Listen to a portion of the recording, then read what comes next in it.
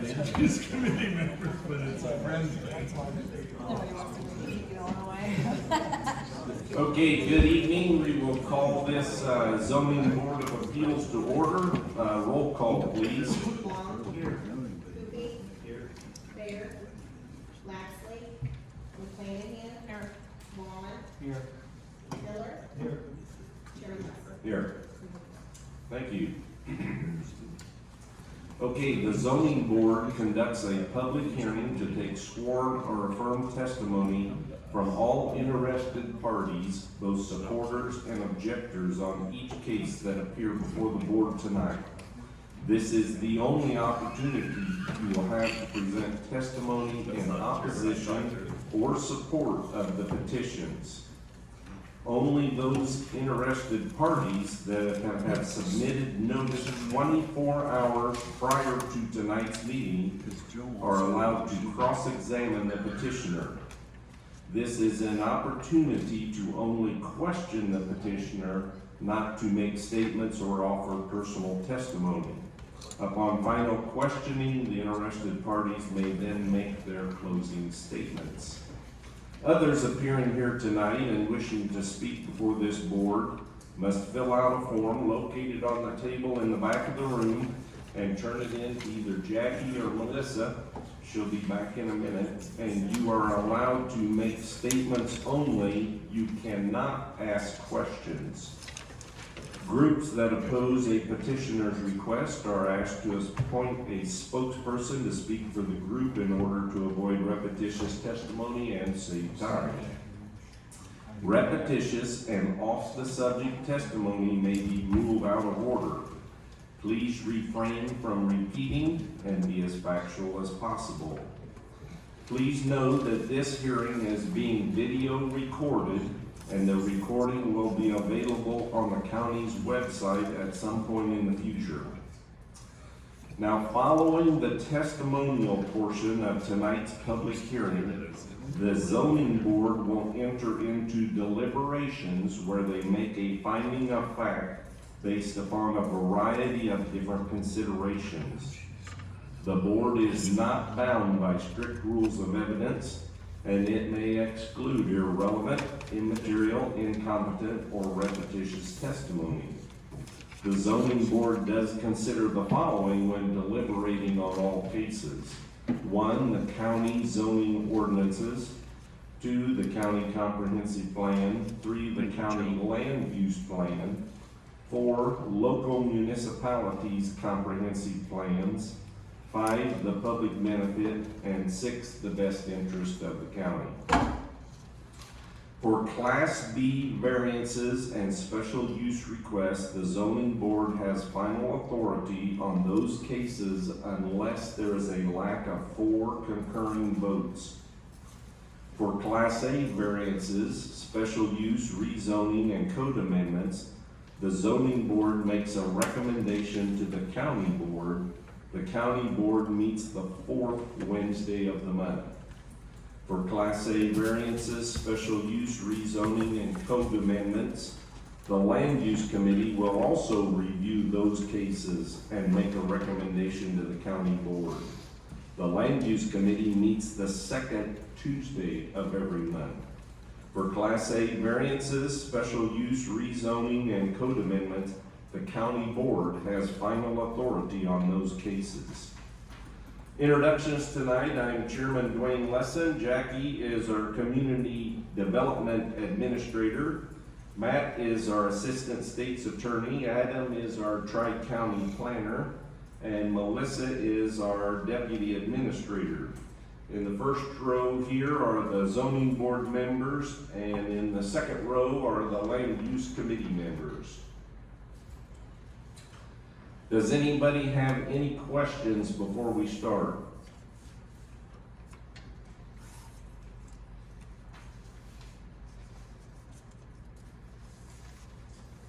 Okay, now is the time for public comment on any matters not listed on tonight's agenda.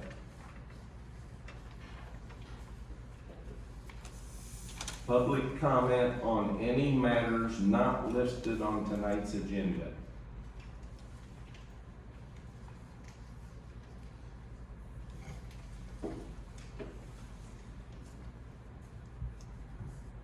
Okay, board members, you were either mailed or emailed a copy of the minutes from the last meeting.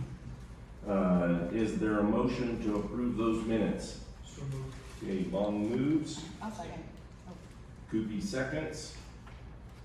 Is there any discussions or items to be noted, concerns or corrections?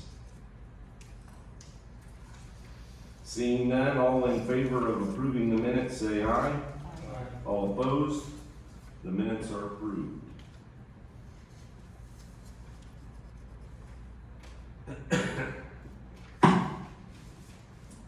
Okay, our first case tonight is 2538A. The petitioner is Tazewell County, and it is a proposed amendment 74 to the Tazewell County zoning code. Amendment 74. Okay, Jackie, what, can you explain what this is, Amendment 74 is? So as you know, we've amended the code related to storage buildings and recreational buildings a couple times in the past. And yet again, when we went to update the code, we found that there were still some discrepancies. So this is, again, just a cleanup of that language related to storage buildings and recreational buildings. This is specific to the residential district. So again, there was just still some conflict in the code from the two past updates. Okay, so in your packet, the new wording is the bold underlined wording, and there's some old wording that is will be struck out. And so, like Jackie indicated, it's cleaning up some language and hopefully eliminating any conflicts. Board members, questions, comments? We're for it. Land use, what was that? It's coming out of the zoning department, so we support it.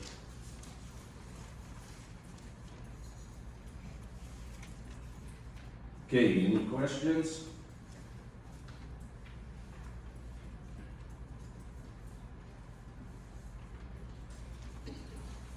Okay, we will make a recommendation when it comes time for deliberations, and then it will go to land use, and then it will go on to county board for final decisions. Okay?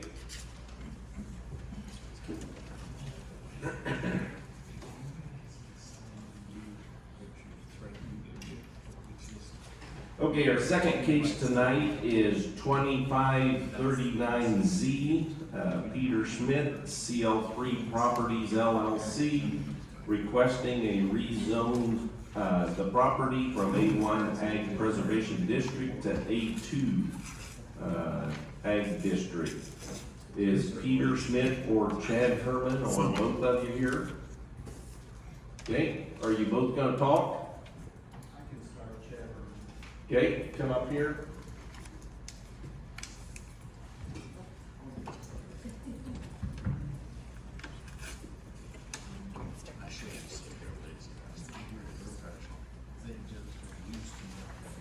Okay, name and address for the record. Chad Herman, 1301 North Murphy Road, Kansas City, Illinois. And do you hereby swear or affirm to tell the truth, the whole truth, and nothing but the truth, so help you God? I affirm. Okay, reports, the property currently has septic, and the Tazewell County Health Department must be notified prior to any future construction. Tazewell County Farm Bureau had no comment. Tazewell County Highway Department and Tazewell County Emergency Management had no comments. Corey Wiegand, Deer Creek Township Road Commissioner, had no concerns. Community Development staff supports this request, and would recommend approval. And so, land use has some findings of facts, and then we'll look at the video. Thank you, Chairman. So this request is to rezone a property that is currently A1 to A2 zoning district. The primary difference between these two zoning districts is that A1 is meant to be really specifically focused towards agricultural production, whereas A2 opens up a little bit more flexibility to have single-family residential development on a limited basis. And so, looking at the findings, staff is in support of recommending approval for this application. I'll just go through some general highlights. The comprehensive plan lists this property as having a future land use designation of A2, and most of the surrounding areas also within that future land use designation as well. However, this property, as well as many other properties in the general area, have been zoned as A1. There are properties, 4 of them to the south, that are zoned as A2, which most likely occurred in the late 1990s.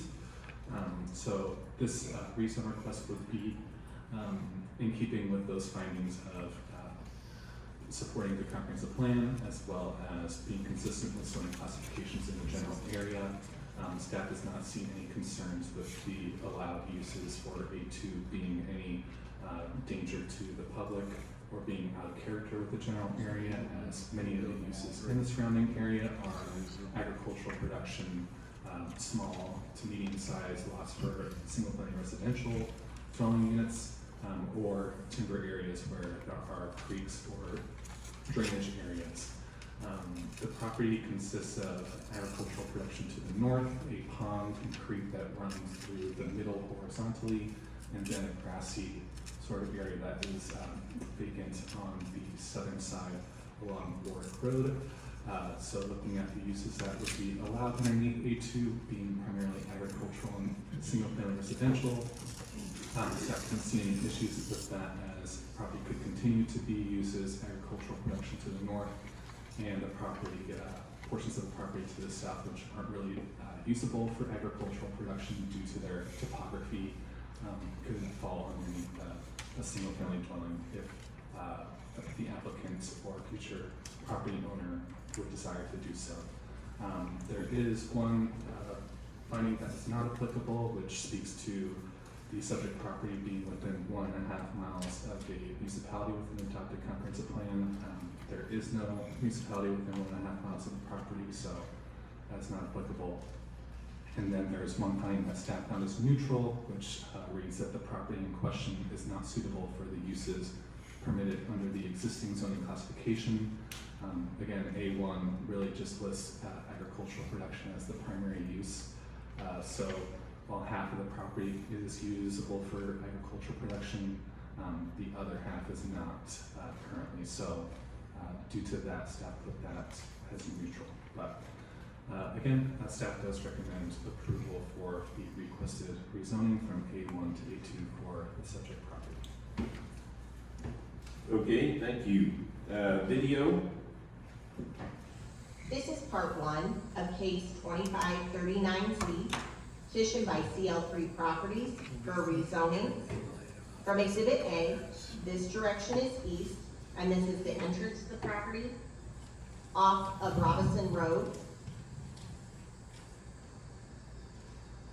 This direction is north, west. This direction is south down Robinson Road, and in the distance, the intersection of Robinson and Warwick Road. This is part 2 of case 2539Z, again from Exhibit A. This direction, now looking south. The existing pond on the property, an existing cabin. This direction east. North, west, and the lane leading off of Robinson Road, and back to the place of beginning.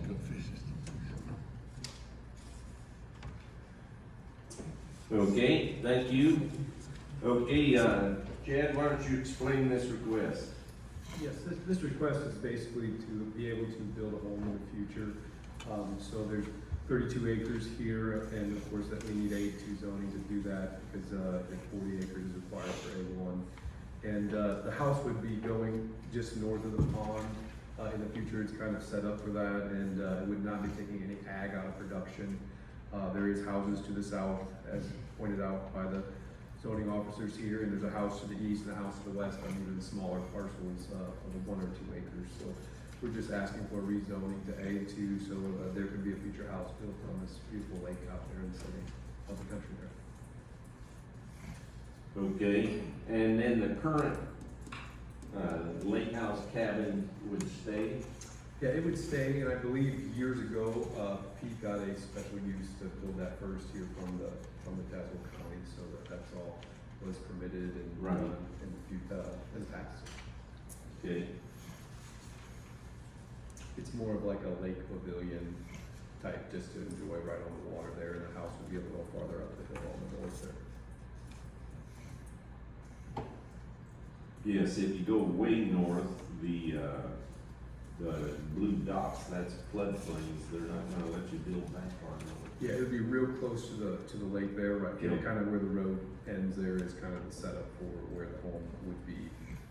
Looking down the lake and getting that southern view and southern exposure to the south windows there for solar passive energy. Okay. Board members, questions?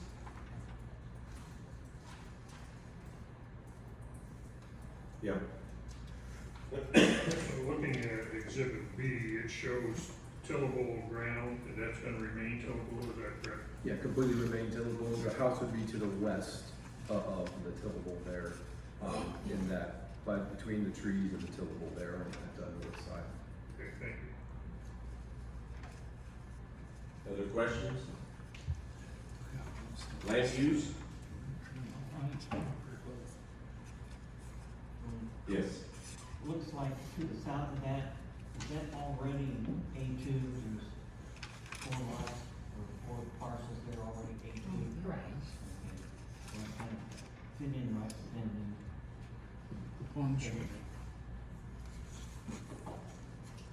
Okay, other questions? I'm looking at, well, both exhibit A and B. And so the red line where your property line begins does not go all the way to Robinson Road. And so your lane crosses, is there an easement there, or do you own that, or how, what is that? I believe there's an easement there to get to that point, and I don't know exactly where that pin is. Our maps show it to the road there, so I don't know if that's an overlay issue or if that is not. Okay. It's not completely there, but Pete did sell off the field to the northwest, which is 8 acres, and they have access as well off of that road. So to the west there, that 8 acres not in the red is sold off, but I do believe that continues to the road. Okay. So we are on the easement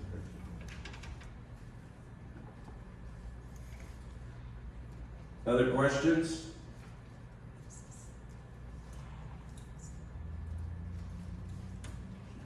Okay, closing comments?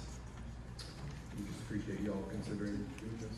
Okay, one thing we typically ask, what maybe is a time frame? There is no time frame. This is just to set up the zoning for a future potential home. So there's no Okay. time frame to build, no building permits, getting no plans. It's just to change the zoning so that home can be built there.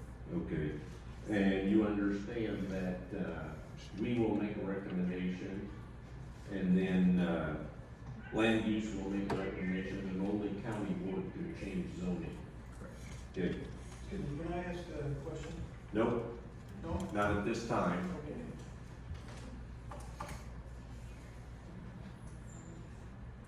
No one was signed in to speak on this case, so. I thought it was the last Okay, questions. closing comments? That's all I have for you. Okay, thank you.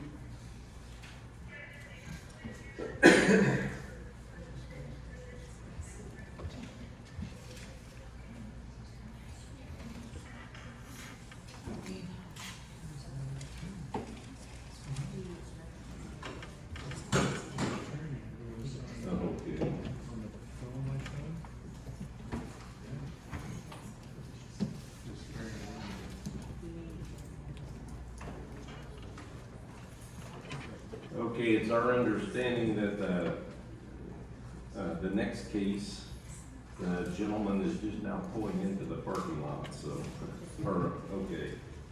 We'll give him a minute to get organized. You got it.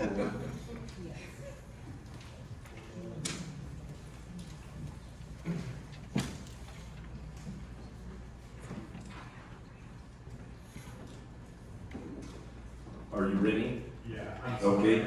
So sorry. That's okay. Okay, our next case tonight is 2540S. The petitioner is Special Education Services Incorporated, and they are requesting a special use to operate a private school for persons with disabilities from an existing structure which is located in an A1 Ag Preservation District. This is a Class B case, so the zoning board would have final decisions. Rory Conrad, okay, come forward, please.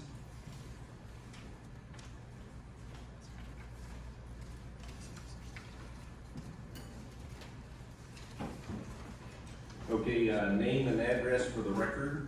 My name is Rory Conran. Our address for business is 195 Poplar Place in North Aurora, Illinois, 60542. And do you hereby swear or affirm to tell the truth, the whole truth, and nothing but the truth, so help you God? Yes. Okay, Health Department. The property has a septic system that may be undersized for the use and will need to be upgraded prior to operation.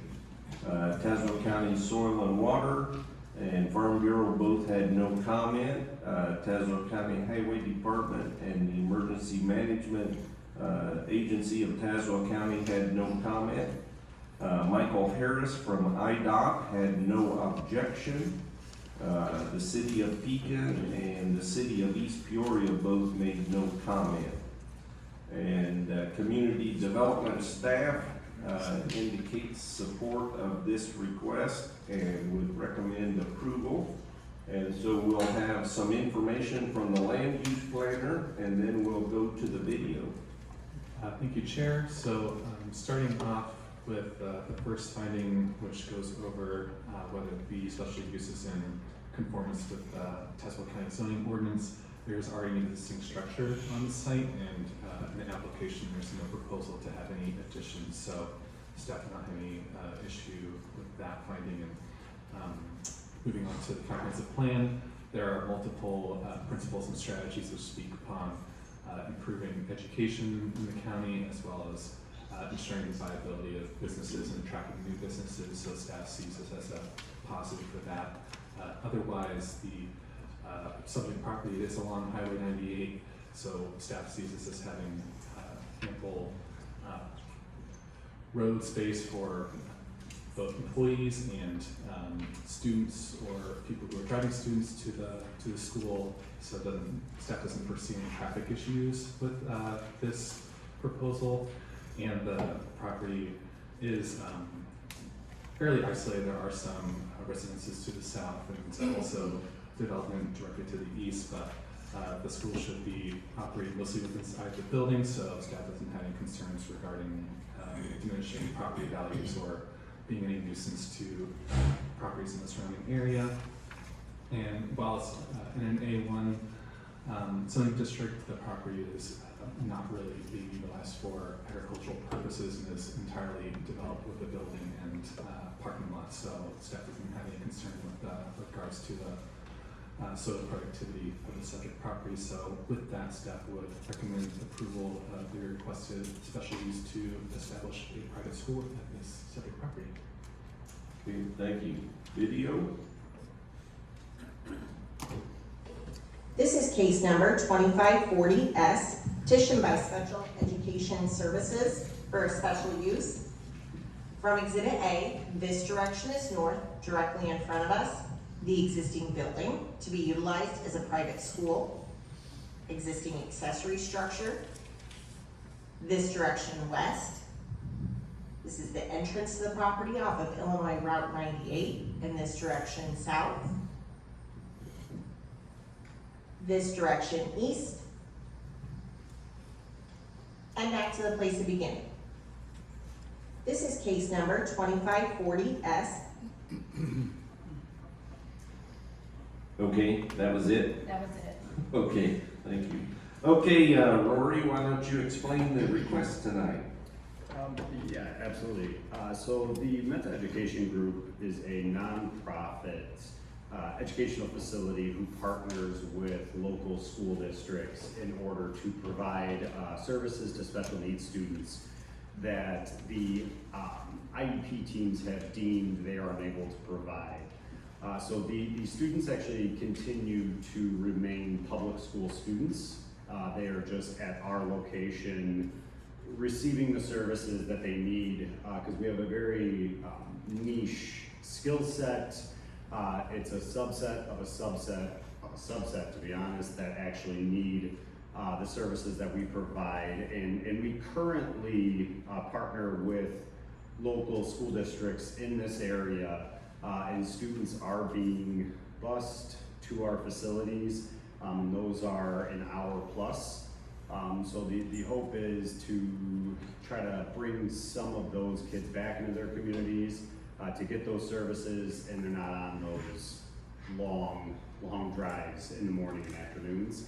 And then it allows us to also partner with local community members or local community sources or resources, and kind of how do we work together in order to best serve that population that has this need.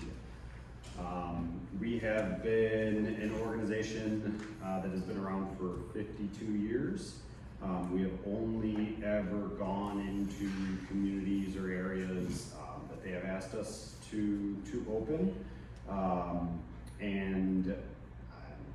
Yeah, I mean, the depth and breadth of the organization is really what I believe brings a lot of resources to the students in need. Full disclosure, I started out as a paraprofessional in the organization, became a teacher, and I just kind of continued to work my way up from there. So we do intend to partner with, we've already talked to a couple local contractors in the area. We do intend to partner with them to rehab the building. There's a good amount of work that has to occur in order for us to open. We do have to go through local, state fire inspections, through the Illinois State Board of Education, and all of the requirements we need to meet in order to be opening up a school. We do fall under school code, health, life, safety, and all of those different areas have to be met prior to us actually opening. But we wanted to move forward with this prior to continuing down that path. Okay, and so your plan is to, I'm gonna use the term rehab the building, to meet the requirements set forth, like you said, from the state and, the Disabilities Act and all of those type of things. Yes, we will need to do classrooms in there. We need HVAC units. We need a sprinkler system. We need, there's a lot to be done prior to us actually getting occupancy and moving in. Okay, and then you understand the health department that the size of the septic is limited for the potential number of students that you might anticipate. Yes, that's another one that we have to do. I actually had spoken to a couple individuals about replacing the septic and making sure that it's a size that fits our need with the existing building, with the amount of staff and students that we anticipate. And then again, we want to be good stewards, so we would make sure that we're going above and beyond what's expected. Okay, and so will most of the students be from Tazewell County schools, or could there also be Peoria, Woodford schools that would participate in this, or how big a circle do you draw, I guess? It depends on the need. Or the specifics, the needs of the students. Yeah, so, yeah, we could serve from an hour to an hour and a half. It really just depends on the need of the district, the need of that student, and if we're a good fit for them. With the distance to Peoria, I would imagine that there might be some students coming from Peoria. We do have a program in Galesburg that Peoria utilizes. Yeah, and I know that we'll have a handful of students from the Tazewell County that will actually be moving back from our other programs in Havana and Galesburg. Okay. Board members, questions? Yes. I think I read where you thought you'd have a maximum of 120 students per day, is that correct? Yeah, based on the size of the building. Yeah. Yeah. Okay. And then delivery by school bus or parents bringing them in, or how do the kids get in and out of there? Yeah, so the majority of our students come in the white Ford Transit vans. They're 10-passenger vans. Some do come in the larger school buses. That is pretty rare. It's not economical to transport one student that way. But we do also have some of the 24, 30 passenger buses that might be coming through. And IDOT's okay with the amount of traffic that you'll generate in and out of there every day? Yeah, our traffic is, so our students start at 8:30 and they end at 2. So, we would be able to stage them in that parking lot, and ensure that nothing is in the highway or on that road. And then that way, the traffic pattern is, we will try to limit it to, it's just those times, so we don't have any extracurriculars or anything else after. All right, thank you. Okay, board members, other questions? Land use? Yes. Thanks for what you're doing. I'm sure it's a very needed thing. And my question, maybe a little outside the box in general for what we're talking about tonight, but just for a larger scope. How does that partnership then end up working with, whether it be the county or municipalities, or is this completely state funded, or is there some then that, that kind of, the school districts or whoever would be looking at? Yeah, so our partnerships are providing resources or expertise, whether it's a BCBA or board certified behavior analyst. We have clinical social workers, academic, doctoral levels, and partnering with local resources for transition services or things of that nature, and just kind of sharing knowledge and what's working, what's not. As far as the funding and the partnerships with our local school districts, the local school districts they do pay a per day rate. That per day rate is set by the Illinois State Board of Education, or it's a branch of it called the Illinois Purchase Care Review Board.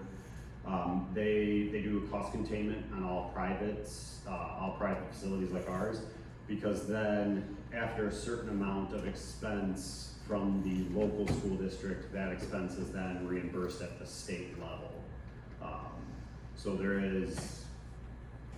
it comes from the local community dollars, and then after a certain expense, then the state picks up the remainder of that. But then again, we're regulated at the state level on what we can charge or salary. I mean, they break it down to the penny. And then that's all cost contained to ensure that taxpayer dollars aren't going to frivolous things. Yes. Thank you. Probably more of a comment. I drive past this building all the time, and it's been for sale for a while. I'm thrilled to see somebody take an existing structure, want to invest money in it, and do something with it. So I hope it works out for you. Thank you. Us too. Okay, other questions? Yes. So just, you said a lot, and I listened to most of it, but I might have missed some. So, my questions are, you said you've been in business for 52 years, and when do you expect to open this facility? I don't know, to be perfectly honest, because I think for us, in what I'm anticipating is we don't know what we don't know and what we're gonna uncover when we do, because we've got to build classrooms and all that, so it's gonna take some time. So you don't look to be ready for this next school year? I'm shooting for that, Okay. absolutely. As soon as we're ready to go, we'll pull the trigger and get somebody in to start working. And so how many facilities does your organization have currently? Currently we have 33. 33 facilities? Yeah. Are all those in Illinois? No, we have one in Dallas, Texas, and then we have 4 in Arizona. How many in Illinois? So then that is The rest? 28, yeah. Yeah. So is the closest one Galesburg in Knox County? Yeah, Galesburg and Havana. Havana's about the same-ish, give or take. So will these, when you finally open, and not holding you to win, so when that opens, will they all be students who haven't been within your organization before?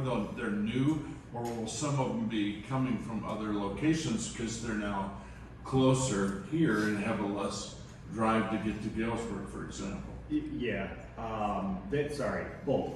We're going to anticipate, just off of raw numbers, we're anticipating about 70 of those students moving back into this area, which is, to be perfectly frank, it's a really large number for us typically. Most of our programs run at about 60, 70-ish kids max, but we do anticipate getting about that number back. And then from there, it's a sliding scale, depends on if the student needs services or not. We could see 120, we could stay at 70 and continue to decrease enrollment. I was a teacher once, taught high school and college, and when I taught high school,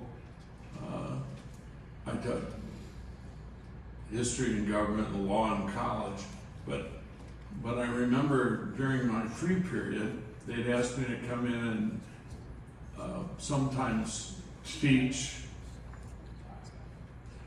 special ed classes, and it was always an interesting experience, and it was challenging. I always thought the special ed teachers ought to be paid twice as much as they paid me because of challenges, I'll put it that way. It sounds to me, if I heard you correctly, that yours are even more challenged than a typical special ed student. Is that because, now there are probably some things that you can't share legally in a public meeting. I don't want to hear those, and I'm not asking, but those things that are not confidential, can you share some of the things that make it different? Yeah, look, I can give you a lot of my own speculations of what's been occurring in students who may not be what we call classroom ready. A lot of students will have cognitive disabilities, emotional disabilities as well. And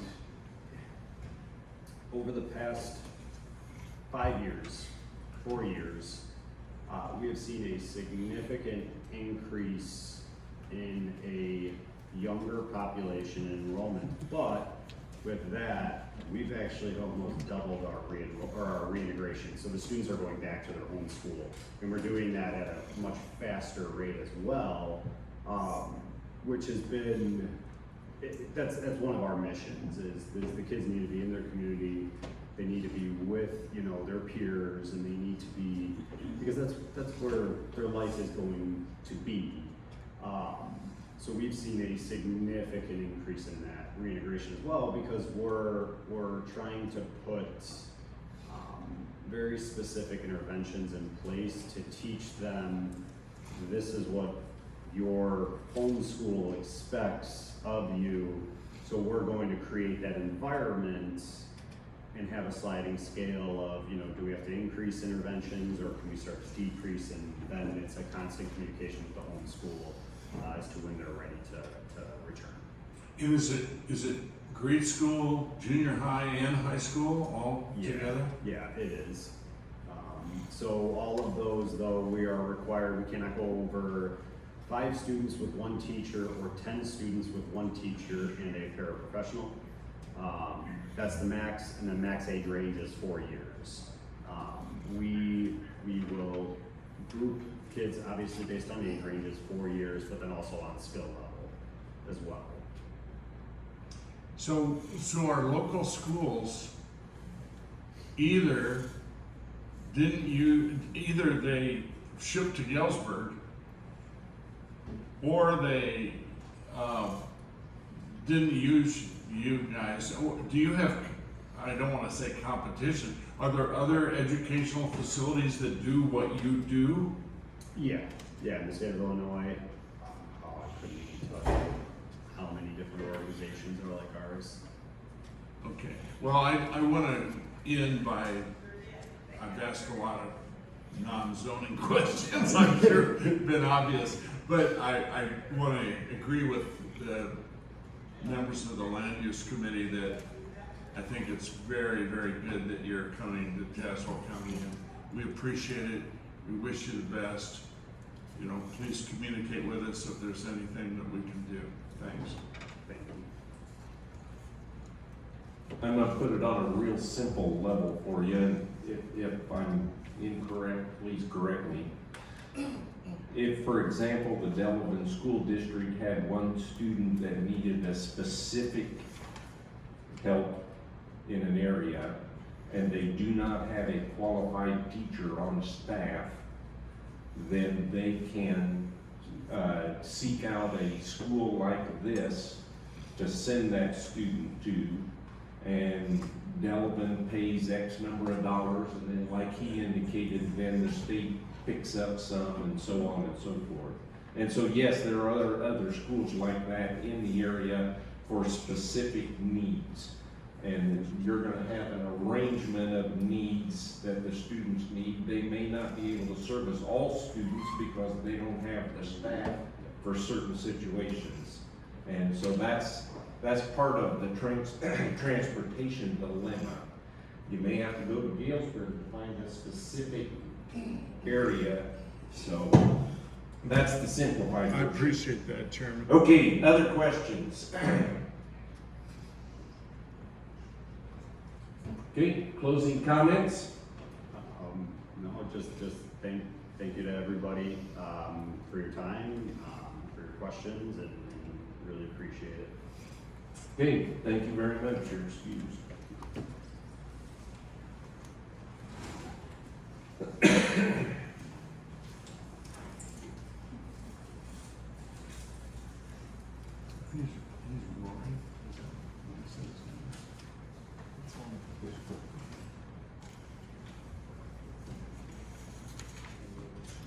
Okay, our next case tonight is 2541B, Nicholas Kaiser, variance to allow an existing lot of record to have 60 feet of frontage, which is 140 feet less than what's allowed in an A1 ag district. And so is Nicholas here? Okay.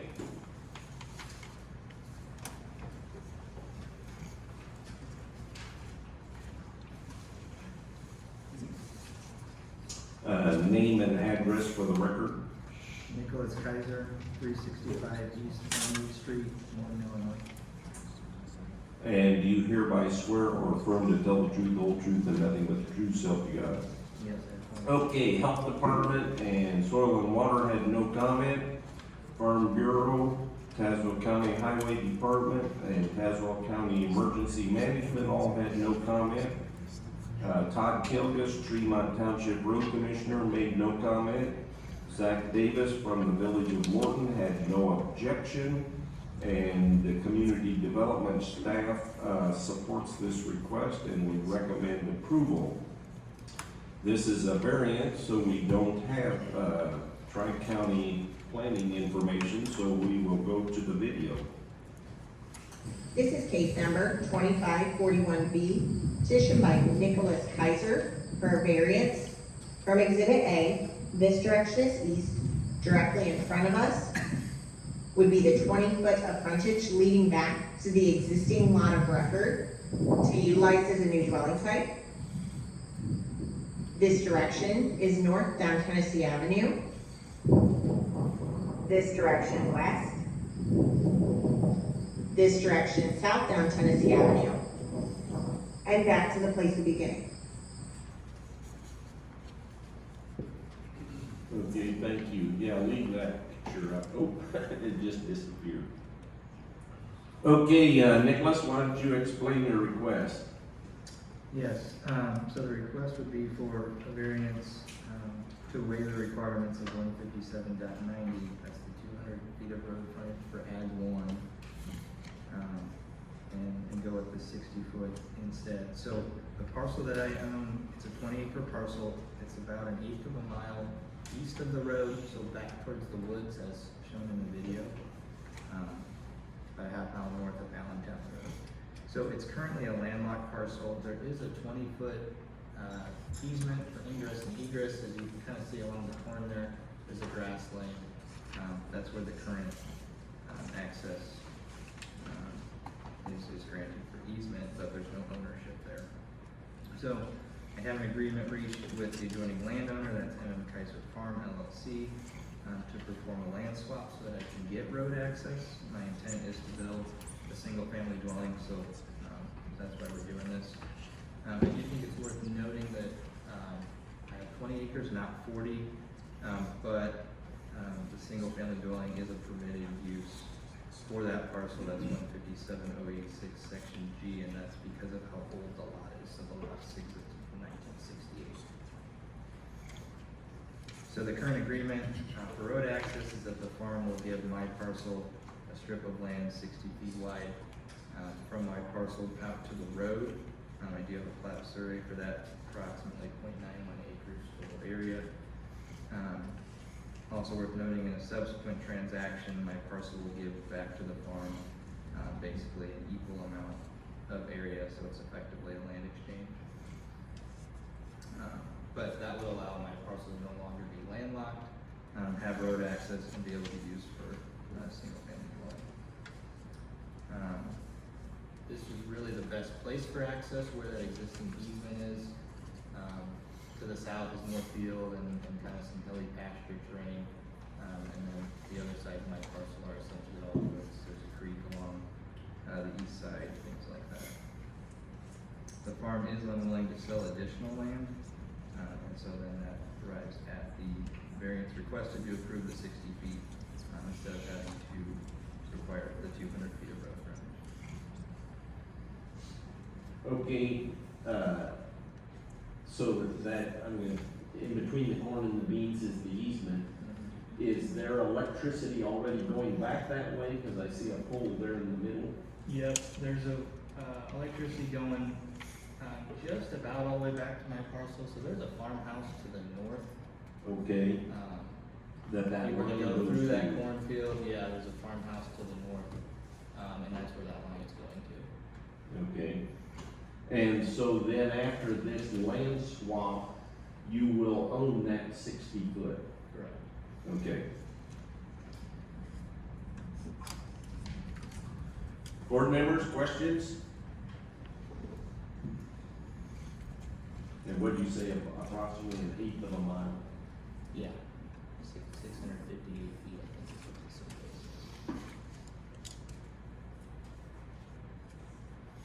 this is. Board members?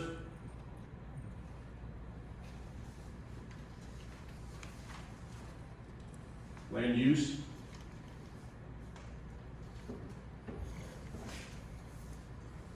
Yes. Sorry, forgive my ignorance on this. So, you talk about a land swap, and I see the easement happening here. Are you gonna have to come back later and readjust your boundary lines in for the parcel when this is done? No, so we'll kind of do it all together. So I'll get the 60 feet that connects my parcel to the road. They will get an equal area back off of the western boundary of my parcel as a subsequent transaction, but kind of done one right after the other. So is that already documented? What we're seeing here is already with the swap, the red includes their new part? It does not yet, no. Which exhibit are? I'm sorry. Is I'm that looking at exhibit B? B, yeah.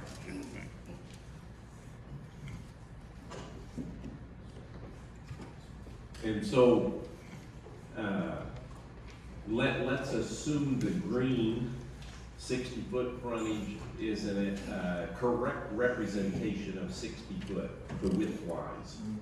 So, correct me if I'm wrong, then the amount he's gonna deed back would follow that red line down, but it would probably be narrower because it's longer. Yeah, If it's yeah, and in this case, it's actually the same shape, but off, and that was to try and get them a better tillable for tillable match. Right. So, so yeah, imagine taking that green shape in exhibit B there and putting it on the western boundary of my 20 acres. And Yeah. that's what they're getting back, yes. Okay. Other questions? Yes. And Chair, my assumption is then you would give them an easement to be able to use this to get into their fields? We talked about that, and I kind of went through a couple options with them, and said, hey, we can do an easement, would that come with some kind of a maintenance agreement for having farm equipment going over my drive, or, you know, you guys could put in another culvert, and they opted to say, you know what, we think we're just gonna put in another culvert instead for the field access, and just gonna keep things separated. Okay, which they would obviously have to work with the department, I guess, on that, and highway department, but this may be for community development, but is that front lot then also grandfathered in a similar fashion where someone could possibly build a home on that? Yeah, these were both created long, long ago, so that's where this was already existing lot of record. It was a buildable lot, just unfortunately didn't have the frontage. But yeah, to your question, yes, it was created long ago, so it stands as a legal lot of record today. So to follow that, my question for the petitioner would be then, if someone were to come down the road and want to build on this front section, is that going to be something that you're opposed to, and we would see you back here fighting? I guess I can't say for sure. It maybe would depend on where they wanted to put it exactly. It's a fairly large area of kind of field out in front of my parcel. So yeah, I guess I can't say for sure. It would maybe depend on the It's particular. not fair to ask him to never in his whole life bid projector. Okay, and then I thought I heard you say that, you have a survey of this 60-foot, frontage. And will there be a new survey or included in that survey of the parcel swap? Yes. Okay, So there's two plats. The one shows just the first transaction for me to get road frontage. And the Right. second one shows the subsequent transaction. okay. And,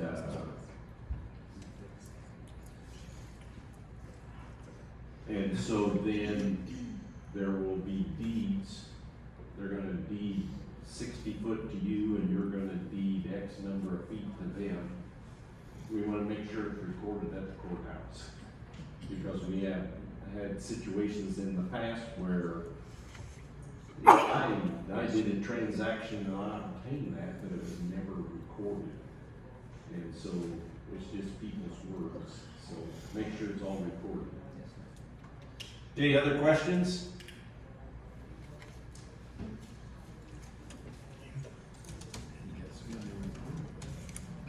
Okay, closing comments?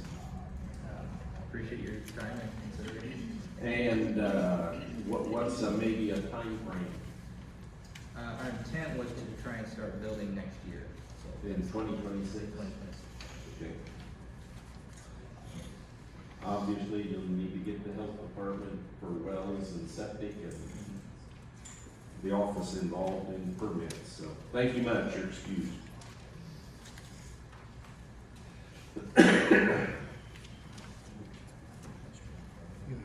We keep that part of the health department really busy.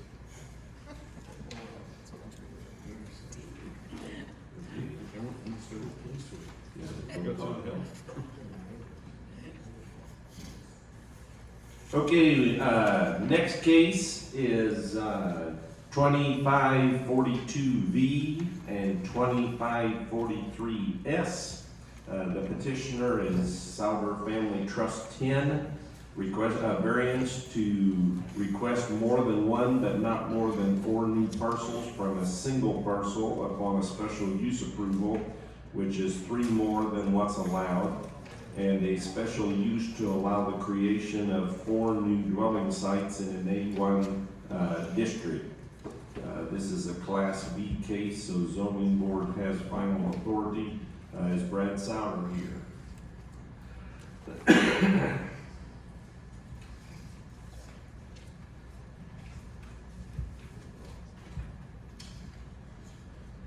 Okay, name and address for the record. Brad Souter, 22870 Scotts Lane, Tremont, Illinois. And you hereby swear or affirm to tell the truth, the whole truth, and nothing but the true self you got. I do. Okay, reports. Health department indicate plats may be required and septic permits to be required.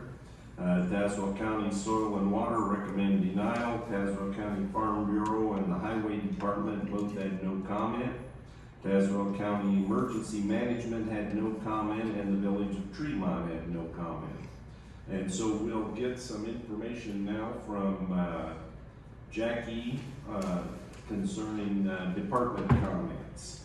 I just wanted to give a little bit of explanation about how we're back here with this similar case, but a different case. The prior request for rezoning was to RR. We kind of ran into the predicament of, although being proposed only 4 lots, that would kind of leave an opening for additional separations, creation of new lots, not necessarily by the petitioner, but someone in the future. Mr. Sutter then decided to withdraw the request after some discussion was had about how, because the rezoning couldn't be conditioned to limit the number of lots, how that could be accomplished. We initially had discussed a rezoning to an A2 and then variance the lots down to the proposed, 5 to 6 acres. However, a rezoning didn't really make sense if we were going to variance the size of the lots anyway. We could have left it to A1 and variance the lots down to the requested size. But with that, a variance would allow the creation of the lots, but not necessarily make those buildable lots. So that's where we get back to this special use. So the request that is before you now is a variance of the code that limits the request or creation of lots by special use to only 1. That was a code change in 1998. Prior to that, there really wasn't a limitation on the number of lots that could be created via special use. So again, this is a variance request of that particular portion of the code that limits a special use creation of a new dwelling lot of record only 1 time, and then the subsequent special use, if that's approved, to actually create the new buildable lots. Okay, there's no Tri-County information for the variance, but we've got some Tri-County information for the special use, and then we'll look at the video. Right, thank you, Chair. So what I'll do is I'll go through the findings that Tri-County planning staff found to be positive, and then go over to the ones that Tri-County staff found to be negative. So, looking at findings that talk about adverse effects, visual impacts, public health, safety, welfare of the neighboring vicinity, whether or not this would be out of character for the neighboring vicinity. Tri-County staff did find the application positive, and for all of those findings, as there are other residential dwellings of similar size and lots in the surrounding area, specifically to the south. And single-family residential dwellings don't typically pose any hazardous or dangerous qualities to people driving on the road nearby. So moving over to findings that staff found to be negative, it was mainly just two of them.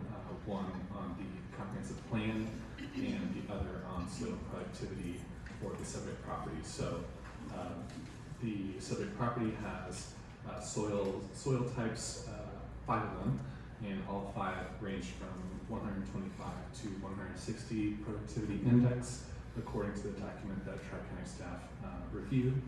And so all of those are over the 125 boundary, which indicate productive soils. So this request would be taking out those deemed to be productive soils of agricultural production.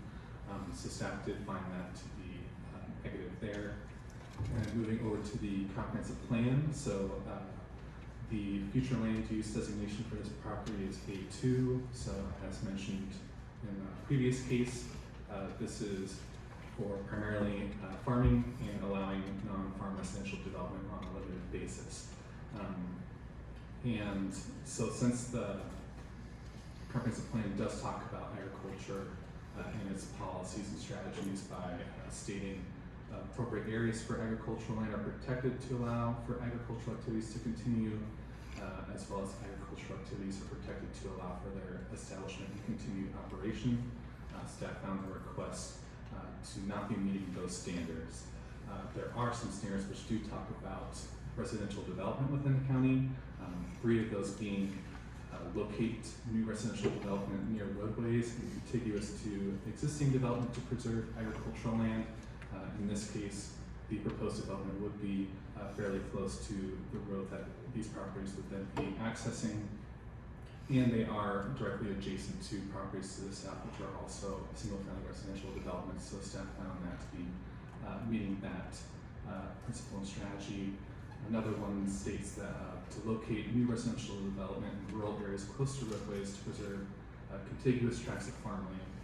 And another states avoid leapfrog development and isolated development to preserve contiguous tracts of productive agricultural land. So those 3 principles and strategies which speak upon residential development in Tazewell County do highlight the desire to preserve contiguous tracts of productive agricultural land. In this case, to the south again is Lake Windermere Road. To the east is a water, like pond lake feature. To the north is a single-family residential dwelling. And to the west is a flagged portion of the lot which reaches that single-family dwelling. But then directly to the west of that flag lot is agricultural production, which is owned by the same property owner, which is requesting the special use. And so while it is technically not adjacent to any immediate agricultural production, staff did find that due to just a small flag lot driveway that would need to be access to connect the agricultural producing properties, that it's not meeting the intent of preserving contiguous tracts of agricultural land. And the comprehensive plan seems to talk about the size of land in which removing from agricultural production is acceptable and then replacing with single-family dwellings. So staff didn't have a whole lot to go off of there, what would be deemed acceptable in terms of this case.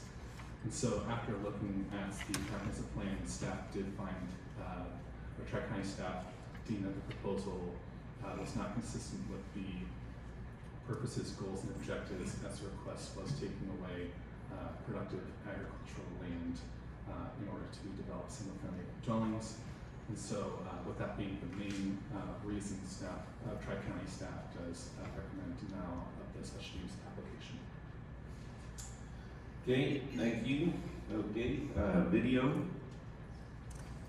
This is case number 2542B in conjunction with 2543S. Petitions by the Souter Family Trust for a variance as well as special use.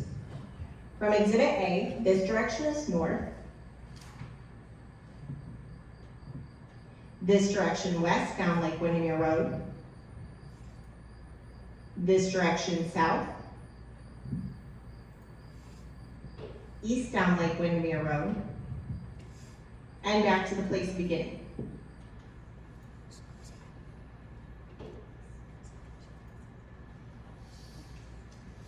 Okay. Okay, Brad, why don't you explain your request tonight? Actually, Jackie Wait a minute. Yeah, I swore you in, right? I did. Okay, Yep. go ahead. You got sworn. My interest is to develop this 25-acre parcel into 4 buildable lots with road access to Windermere Road. They'd be approximately 900 feet deep by 225 wide. I was here 2 months ago and was requesting the rural residential, and you approved that request. And then I went to the land use committee, and I perceived that the big fear of being divided down to 2-acre parcels and buildable by 12 lots was a big concern, and they voted in opposition. And so Jackie explained kind of why the route we took to get back here tonight. My interest is 4 buildable lots and only 4. The parcel that this involves is the porous soil of the 186 acres that we farm. The majority of this parcel is a Rosetta silt loam, and according to the USDA and NRCS soil data, that productivity index is 114. And so I would disagree with Adam's findings that it's highly productive, but we're just using different sources, I believe. So that's my interest, and any questions? Okay. Board members? Questions?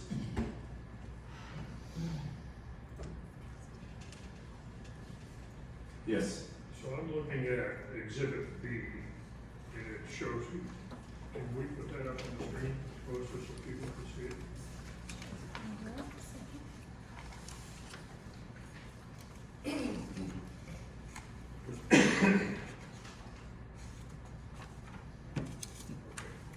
So, the property you want to develop is outlined in red, Correct. property to the east of that, or to the right? Todd, would you please use the microphone? Oh, Thank you, I'm sorry. The property to the east of it, that tillable ground there, is that yours or is that somebody else's? It was ours, and we sold it to the adjoining landowner to the east. Okay, So we came down and had that parcel off when we bought the 190. She bought the 5, we bought the 186. okay, thank you. And then, I guess this is more for Jackie, the flag lot coming down, the 40-foot easement coming, or block coming down, and then there's a little notch cut out of the Souter property. Is that to get enough footage or road frontage? Correct, because the code currently specifies 200 feet of frontage to the building setback line. So that's what that created, so that they wouldn't have to get a variance to take it completely down to, I'm not sure if it's exactly 20 feet of frontage out to the road. Okay. So you've got that notch cut out of your field for? That's correct. Okay, thank you. I currently farm it in an arrangement with the owner to the back, who owns the house. Okay, board members, other questions?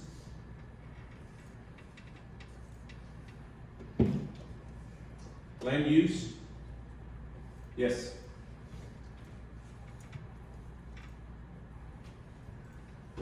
Well, I'm just sort of a little confused, because the petitioner worked, he wanted to make sure that he avoided errors from before, and so he worked close with the department. But then when I heard the report from Adam with Tri-County Regional Planning Commission, there were two things that I took notes on. And I'm sort of gonna ask anybody to help me, but Jackie would be the logical person, I think, unless it involves law. All right, so I'll do the easy one first. I heard him talk about flag lots. We're not gonna be creating a flag lot, are we, in this new proposal? No, there was a flag lot created, The existing residence that is Right. there was the flag lot, I believe, that Adam was referring to in his report. Okay, a flag lot was created, when the farm ground was sold off and the house was sold separately. okay. And so the flag lot refers to the house to the north. That's what I thought. So Adam, can I ask a question to Adam? Adam, you did you or did you not, I shouldn't lead you, indicate that flag lot was one of the reasons you were giving a no, of one of the reasons for that it didn't meet, that led to your denial? That's correct, that didn't really factor into Okay. recommending it to now. All right, so I'll get to the big one, primary farmland.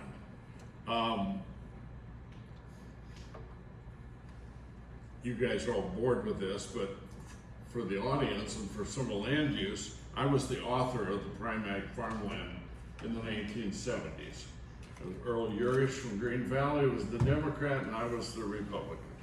And we got it through and we've lived with it, we've had it in our zoning code. It served us well. Now, I heard Brad say Rosetta, and I heard Adam say, well, you didn't say, you never said the word Primag, but those numbers that you gave would lead you to believe that's Primag. So I guess I'm gonna have to drill down like some mathematician and figure out percents. So what percent of the new request project is going to take Primag farmland out of production? I guess that's sort of, is that a logical way to proceed here, Dwayne? Well, I don't know that Tri-County planner has within the maps that he used. Well, that's for anybody. Dwayne, I'll defer to you, actually. And so my understanding is when we get a report from the Soil and Water Conservation District, it is for the complete parcel. Okay, in this case, it's how many acres? 90, what'd you say? 190 was what I bought. Right, 190 acres. And so they give us all the soil types that are on that 190, and then what I understand Brad saying is, that's correct, but for this particular parcel, the majority of it is, what did you say, Rosetta. And so this 25 acres or 23 acres or whatever. 25, and it's Right. yellow. Yes. Rosetta's so long, Yes. and productivity is 114. 114, and the other soil, the 278 is, 278 is Stronghurst, and it is right at 125. And so you could percentage that out for that 25 acre tract, and, the purple is the majority, the green is that little circle in the middle. There's a little red. And then what's the red? 88? I can't read that number, what's it say, something? 280 C2. C2 280 C2. is Fayette, and that's 113. And then there's the yellow. The yellow along the left side, but I can't see a number for it. Yellow is 43, so that's Ipava. Yeah, Yeah, yellow's the good stuff. that's 143. Yeah, 140, yeah, 142. And I can list off the readings that we have for the document that I at least reviewed. So the Rosetta, so 279B2, which is the majority, is 125 in our document. 280C2, so the red is 125 as well. 278 is 135. 43 is 160. And then 36C2 is 150 rating. So those are the ratings that we had in our soil productivity index. Well, I'm referring again, not to try, do I still have the floor, Chairman? Yes. Thank you, appreciate it. So, I'm still confused. I'm a little better, but, one of the things that, my friend Mr. Clark from Soil and Water Conservation, and I love his strict adherence to primary farmland. I've watched him now several months, and he takes no prisoners when it comes to prime ag, and we haven't had that forever. So, but he says recommend denial because, I'm quoting now at the bottom of the report we got from them, because there is prime farmland being removed from production. Well, even me have voted for projects where some prime farmland is removed. It depends on how much prime farmland. If it's incidental prime farmland, you know, we don't live in a perfect world. But if it's significant prime farmland, this ZBA has used to Russ Crawford going on record as sort of being opposed, even if you guys are recommending approval. So,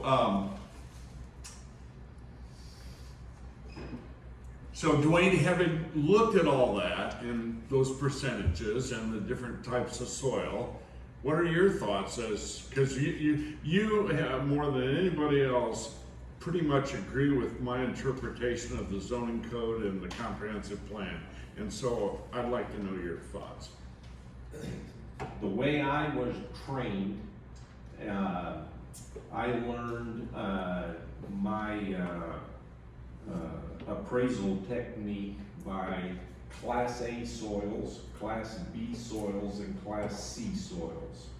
Okay, so my training says the majority of this class, or this 20 some odd acre tract is Class B soils. And it could edge toward Class C because anytime they put a number such as a B or a C behind it, that means there is a slope or some type of topographical situation happening. And so, which, I mean, for non-agricultural people, it doesn't lend itself to the protection of prime ag farmland because you can't really farm it well. Certainly, anyway. right. And so then when it goes to the soil and water people, they determine the slope and the length of the slope, and then assign it either highly erodible or non-highly erodible. And if it's highly erodible, then the farmer has to submit a plan that's acceptable to them that establishes that the dirt won't end up at the bottom of the hill instead of the top of the hill. And so, like I said, my training says the majority of this is Class B edging on Class C, which is not, in my opinion, not prime farm ground in Tazewell County. Yeah, since we're citing our sources, Don Irving was one of my primary mentors when it came to the code, and then Don Minen, when it came to the water around the land, was one of my primary, and you know, I was there from the beginning when they wrote the code, and so I do concur with you, Chairman, on what you just said. Thank you. Yes. We'll provide you Questions? exact numbers. Thank you. This might be more for Jackie. Exhibit B, you can kind of see the trail of pipeline. I think we talked about it 2 months ago when this case came through. And so, I don't know enough about residential code or anything like that, but it seems to me the pipeline is probably, you can't build residential buildings on top of that, or how far back do you have to be offset from that pipeline area? So we actually don't enforce the setbacks for the pipeline. That would be up to the pipeline to dictate what their easement is through there and what is a buildable distance to the pipeline, just kind of like overhead lines have their easement and things like that, but it's not anything that we regulate. But it's farmland, and they can do whatever they want over it, but when they do build, they will have to talk to somebody to make sure they're allowed there. So yeah, if there's an easement there, they'll have to get that approved through the company that has the easement, that they cross that easement. When you sell a piece of land with property with an easement over this, should that be disclosed ahead of time before you build to know where you can actually build on this property? So that is really a legal question, and easements aren't something that we maintain. That's something that happens outside of our office. If we know that an easement is present and we're aware of it, we strongly encourage that they investigate what they need to. But easements aren't something that we require a setback from or that we have an enforcement ability over. Thanks. Footnote. You would agree, Madam Administrator, that we do on occasion at the Zoning Board of Appeals discuss easements with regards to certain projected, project cases. You can discuss them and refer to them, it's just not something, we discuss them and be aware of them. Yes. We'll do our due diligence to investigate if anything is needed further to make sure that we don't issue a permit for something that then is gonna be a violation of something that might be out of our purview, but we don't wanna get into that situation either. No, I think we're in agreement. Thank you. Okay, other questions? Board members? Land use?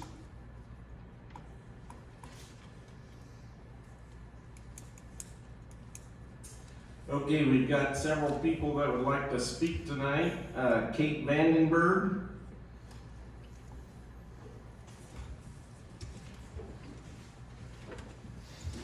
Should I set this, Yeah, yeah, make sure that. this first chair and get the green light on, or it's all ready? Right by you too, Russ. Hello, Name and address for the record. Kate Vandenberg, 2677 Ashley Court, Tremont, Illinois. And you hereby swear or affirm to tell the truth, the whole truth, and nothing but the true self, you got it? I do. Okay, so you have filed your paperwork ahead of time, and so, what we usually do is you have a short time for opening comments, and then you can ask questions of the petitioner, and they can ask questions of you, as well as the board and, land use will ask questions as well. Okay, Okay? all right. Good evening, everyone. Chairman Lesson, board members, good to see you all again. Did not expect to be back here tonight, but here we are.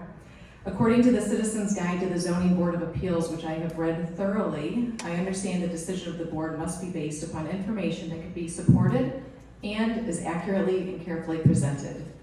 I do want to clarify something that was said by Mr. Souter right at the beginning, that this was approved a couple of months ago here by the ZBA. I would correct, somebody can correct me if they're wrong, but it was not approved. It was voted 3 in favor, 1 denying, and 1 abstaining. That's correct. Is that correct? You're correct. Thank you. I don't have a lot else to say tonight. I also might want to clarify that the 5 acres, we were the ones that purchased that from him. That was because we owned the additional 38 or so acres, and we were landlocked from the northwest or so, 2.5 acres because of the way the auction company drew the lines. If we hadn't purchased that, I just want to make sure all of you understand that was not setting a precedence. We purchased that for a very high price because we were forced to, otherwise we would not be able to get to our land. That's all I have to say for my statements. With your permission, Chairman, though, I would like to proceed with questioning Mr. Souter. Yes. Hey, Mr. Souter, could you please confirm the purchase price you paid for this property per acre? We paid $19,100 an acre for the whole. Okay, and what is, go ahead. The 190 percentage acres. Sure. What's your intended plan for this property if this goes through? I'd like to sell 4 buildable lots. And have you done research, what price range do you expect to sell these housing sites for per acre? Well, if I looked at similar building sites in Morton, the realtor that was going over the numbers with me were a low of $270,000 and a high of $405,000 Per acre? That was for the lot, and the lots were 4 to 7 acres. Okay. They varied. So what would you say per acre your price might be? Between 30 or a little over. Okay. 1,000 an acre, yeah. Okay, so to do some quick math and help the board in the room quickly with all of that, you purchased it for $19,100 per acre and expect to sell it approximately $30,000 to $35,000 per acre. Is that a fair summary? That's fair with the information you have. You just stated that though, that that's what you'll sell it for per acre, right? Yeah, but I really don't understand what that has to do with you. So on your 25.62 acre property, that would represent approximately anywhere from $280,000 to $400,000 in total profit potential. Does that sound accurate? I'm sure you've done the math on this. Well, you have to take into a lot of other things. You see, I traded 3 pieces of ground. Let's into just talk. this one, Let's just so- talk about the issue at hand tonight. Will you make that much money based Okay. off of selling that? Value is not one of the things that we look at. Is this property acceptable for the lots that he's proposing? So we are talking about the variance application, correct? We're talking about both applications at the same time. Okay. Variance and special. The reason I ask is because on the variance application that you submitted under section 5E, you stated that there would be no monetary gain with requesting a variance. Notwithstanding capital gains or other expenses, can you help everyone here tonight understand how to reconcile those numbers with that statement? What I'm proposing is to sell 4 buildable lots at the market price, and I checked with a realtor in town and thought I was very much in line, if not a little bit on the low side. And when you consider my cost basis going into this, I can't sell it for what I paid for it. I can't sell it for thousands above what I paid for it because I'll lose money after paying tax on the gain. So I'm in business to try to make some money, but not an exorbitant amount on a deal. And I think you recognize that as you shared at the other meeting. You manage about 50 different properties, and I'm assuming you're not doing it for free. Right, but I'm also not asking for a zoning change either. I'm not So- either tonight. Variance change, I mean, sorry. Okay, so your variance application mentions hardship, but I don't see any references to topography, drainage, or unusual shape problems anywhere on it. Section 157-418A of the Tazewell County Variance Code requires that the particular surroundings, shape, or topographical conditions of the specific property involved would result in a particular hardship upon the owner, as distinguished from a mere inconvenience. What specific physical characteristics of this land create the particular hardship you've mentioned tonight? I don't have a comment. Section 157-418B requires that the conditions upon which a petition for a variance are based are unique to the property for which a variance is sought and are not applicable generally to other property. Since all agricultural property owners, many of whom are in the room tonight, face identical zoning restrictions, can you help the board understand what makes your circumstances unique to this specific property? my zoning restrictions are very similar to the others across the road. Those are A1 agricultural use, but they got a building permit and sold off 4 to 5 acres on practically every one. So what I'm trying to do is do something very consistent with what's on the south side of the road directly opposite. So are you saying on record, there's nothing unique about this property that would set you aside and cause reason for the variance? I'm not sure how to answer that. So no answer. Section 157-418H states that the plight of the owner is due to unique circumstances, and the Citizens Guide Standard 7 adds that variances cannot be granted when the hardship has been created by any person presently having an interest in the property. Since you've indicated this request arose from your discussions with board and committee members, can you explain how this situation is still unique to you and wasn't self-created? I don't understand your question. There's no unique situation with this property. There's no unique topographical, drainage, or unusual shape to it. So can you tell us what's unique about it? Really, I can't answer that. I just know that if I divide it into 4 to 5 acre lots, it'll be very similar to what's right across the road from it, which was still A1 and grandfathered in, yes, over a lot of years ago, but I'm trying to do something that's very consistent with what's in the neighborhood. It sounds, based on what Mr. Crawford was saying, that happened, or somebody maybe before 1998, when they were kind of willy-nilly about this sort of thing. Let's move on. Section 157-418F requires that the circumstances or conditions are such that the strict application of the provisions of this section would deprive the applicant of reasonable use of his or her property. Since we noticed it was planted with seed corn this year, what reasonable use of your agricultural property is currently being denied to you under A1 zoning? Really nothing. Okay, so help me understand the broader implications for the board. If it's accepted that zoning restrictions alone constitute hardship without unique physical circumstances, wouldn't that mean that any zoned A1 landowner in Tazewell County could claim the same hardship and request variances for development purposes? That's probably right, and it probably happens a lot.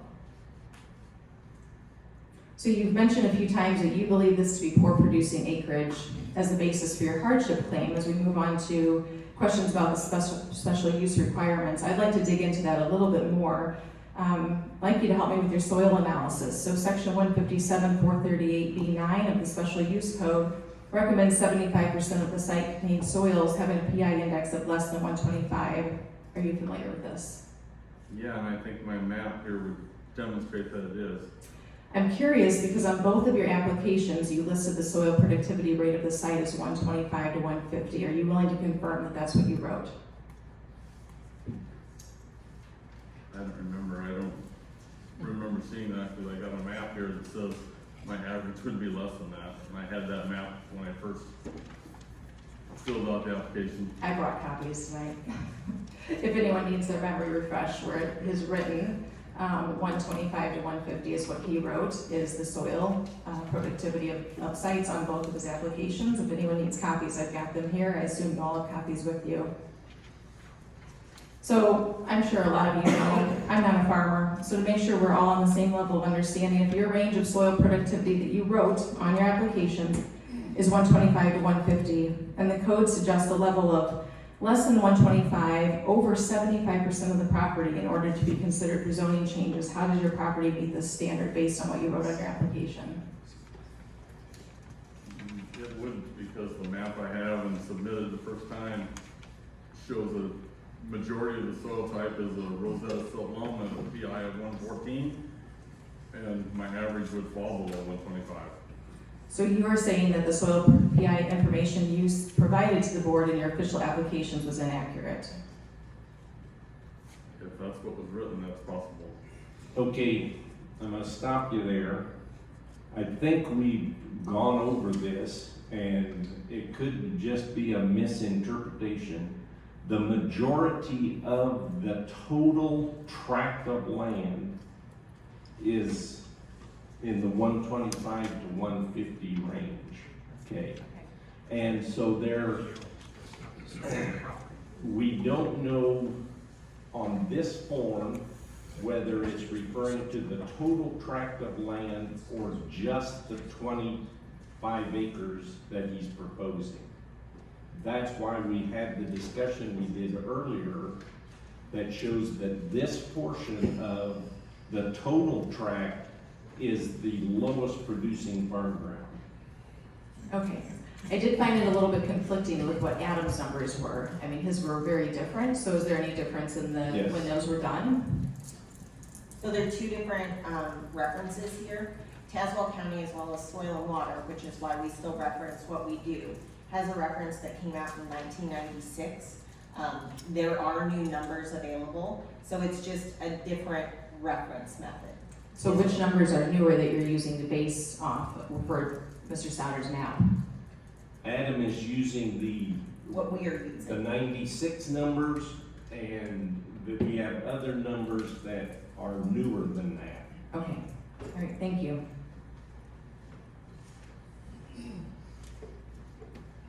Okay, so I guess I'll move on here. I would like to talk about the submitted site plans.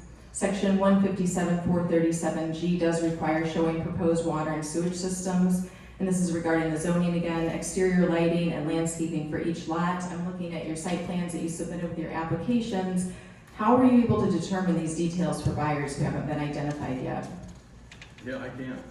This is just a rough estimate of where you might put a house. So the zoning code requires showing all of that for approval.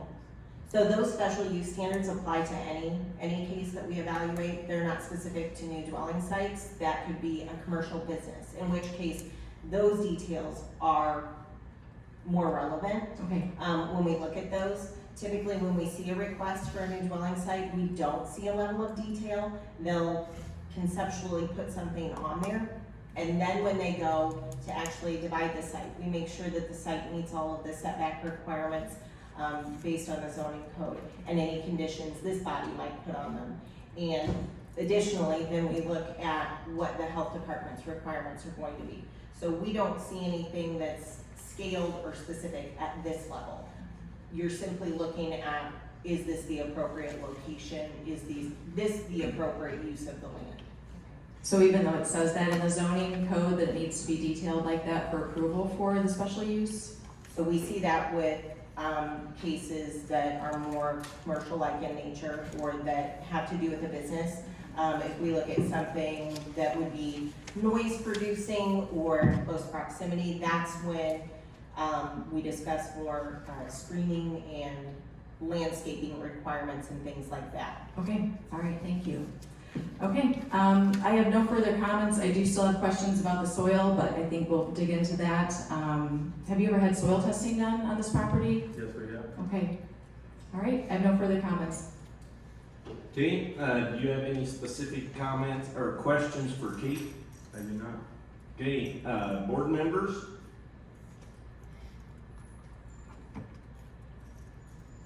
Land use?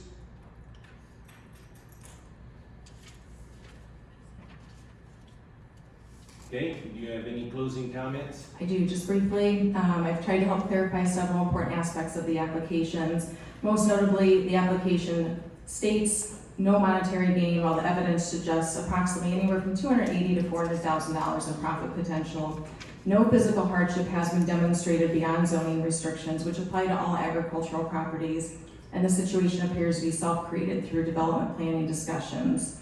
The soil productivity data, not very well done. It shouldn't say 125 to 150 on the application that's submitted to the board if that's not actually accurate. So I have questions about the accuracy of the rest of the application, serious questions about the reliability of any information provided as well. Most importantly for Tazewell County's future, if this variance and special use is approved without demonstrating true unique hardship or physical circumstances specific to this property, it essentially establishes that any agricultural landowner can claim zoning restrictions as sufficient hardship to justify development variances. This would fundamentally undermine the purpose of agricultural zoning and the variance process itself. The variance standards exist specifically to prevent this outcome. They require unique circumstances and genuine hardship, not simply the desire to develop ag land for profit.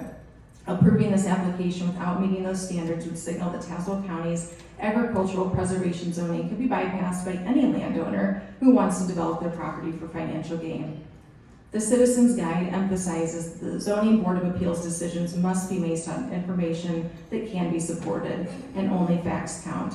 I believe the factual record raises substantial questions about whether both applications meet the mandatory legal standards, and approval would set a precedent that undermines orderly development and agricultural preservation throughout the county.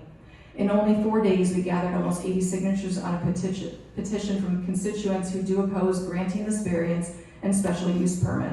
I have certainty tonight that all of you that serve on the Zoning Board of Appeals will carefully consider whether the evidence presented meets the requirements of county code before making your decision. Thank you. Okay, thank you.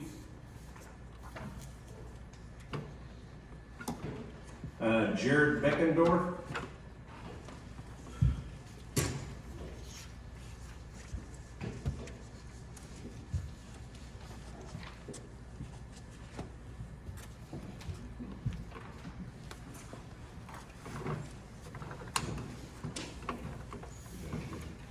Name and address, please. I am Jerry Beckendorf. I live at 25754 East Lake Windermere Road, Tremont, Illinois, 61568. Do you hereby swear or affirm to tell the truth, the whole truth, and nothing but the truth, self you got? Yes, I do. Okay, same as the previous person, opening comments, and then you may cross-examine and question and vice versa. So, hello, my name is Jerry Beckendorf. I live at 25754 East Lake Windermere Road in Tremont, Illinois. My property touches proposed Southern variance project on 7 different sides. So, I purchased my property at the same time as the Vandenbergs and the Souders did in October of 2023. I purchased it with the intent to raise a family, hunt, fish, target shoot, and generally enjoy the rural nature of my property. I knew since the property was surrounded by the Souder property, which has since been subdivided into 3 properties. I was happy to have Souder as a neighbor, because they're good, respectable farmers. As a family, they own thousands of acres and farm many more. I even worked at a company that Greg Souder founded, which is Precision Planting. Brad has done a fantastic job of growing the number of acres that they farm through many avenues, one of which they see as the largest seed dealers in that area. One of these 3 new parcels in question, the 25.62 acre property, is currently zoned A1. A1 only allows 1 house per 40 acres. With Brad's request to bypass any protection that A1 provides, comes dozens of new problems for the county. The mere oversight of the beginning, or is the beginning of the end to any small farm. So, this would be pure ignorance to simply bypass these regulations. These small tracts of farmland need to be protected from people like Brad, who come in and drive the cost of farms up. These small farms are valuable because they allow for small and more innovative operations to get a start. People like Brad are able to come in and bypass protections of A1 to maximize profits. Then we will never see another company like Precision Planting. To quote Noah Newman with No Till Farm, Greg Souder is a farmer who became an inventor out of necessity. Before his Precision Planting days, he spent many sleepless nights worrying about a 5-figure financial hole and inaccurate planters costing him yield. To quote Greg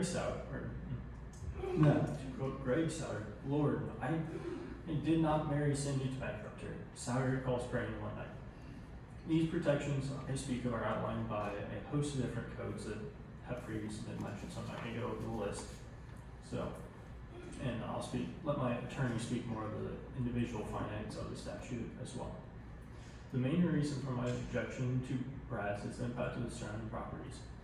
The Vandenbergs and myself bought our property with full intention to maintain its current use. Mine is a home and hunting property, and the Vandenbergs is a wonderful nature sanctuary. Brad is the one implementing the particular hardship on the neighbors, not himself. He came through and destroyed part of the Vandenbergs' ground by mowing their wildflowers. And I agree, you could run field tile through my ground with the caveat that he had to fix the trench, it left, and the broken fence post. He has since broke more fence posts, and it took almost 2 years for Brad to fix it. Fix what he had done to my ground. Because of this, I was not able to run cattle on my own ground for the last 2 years, costing thousands in lost profit. As seen on the slides, Brad stands to sell the 25.62 acres for at least $30,000 an acre, as previously discussed.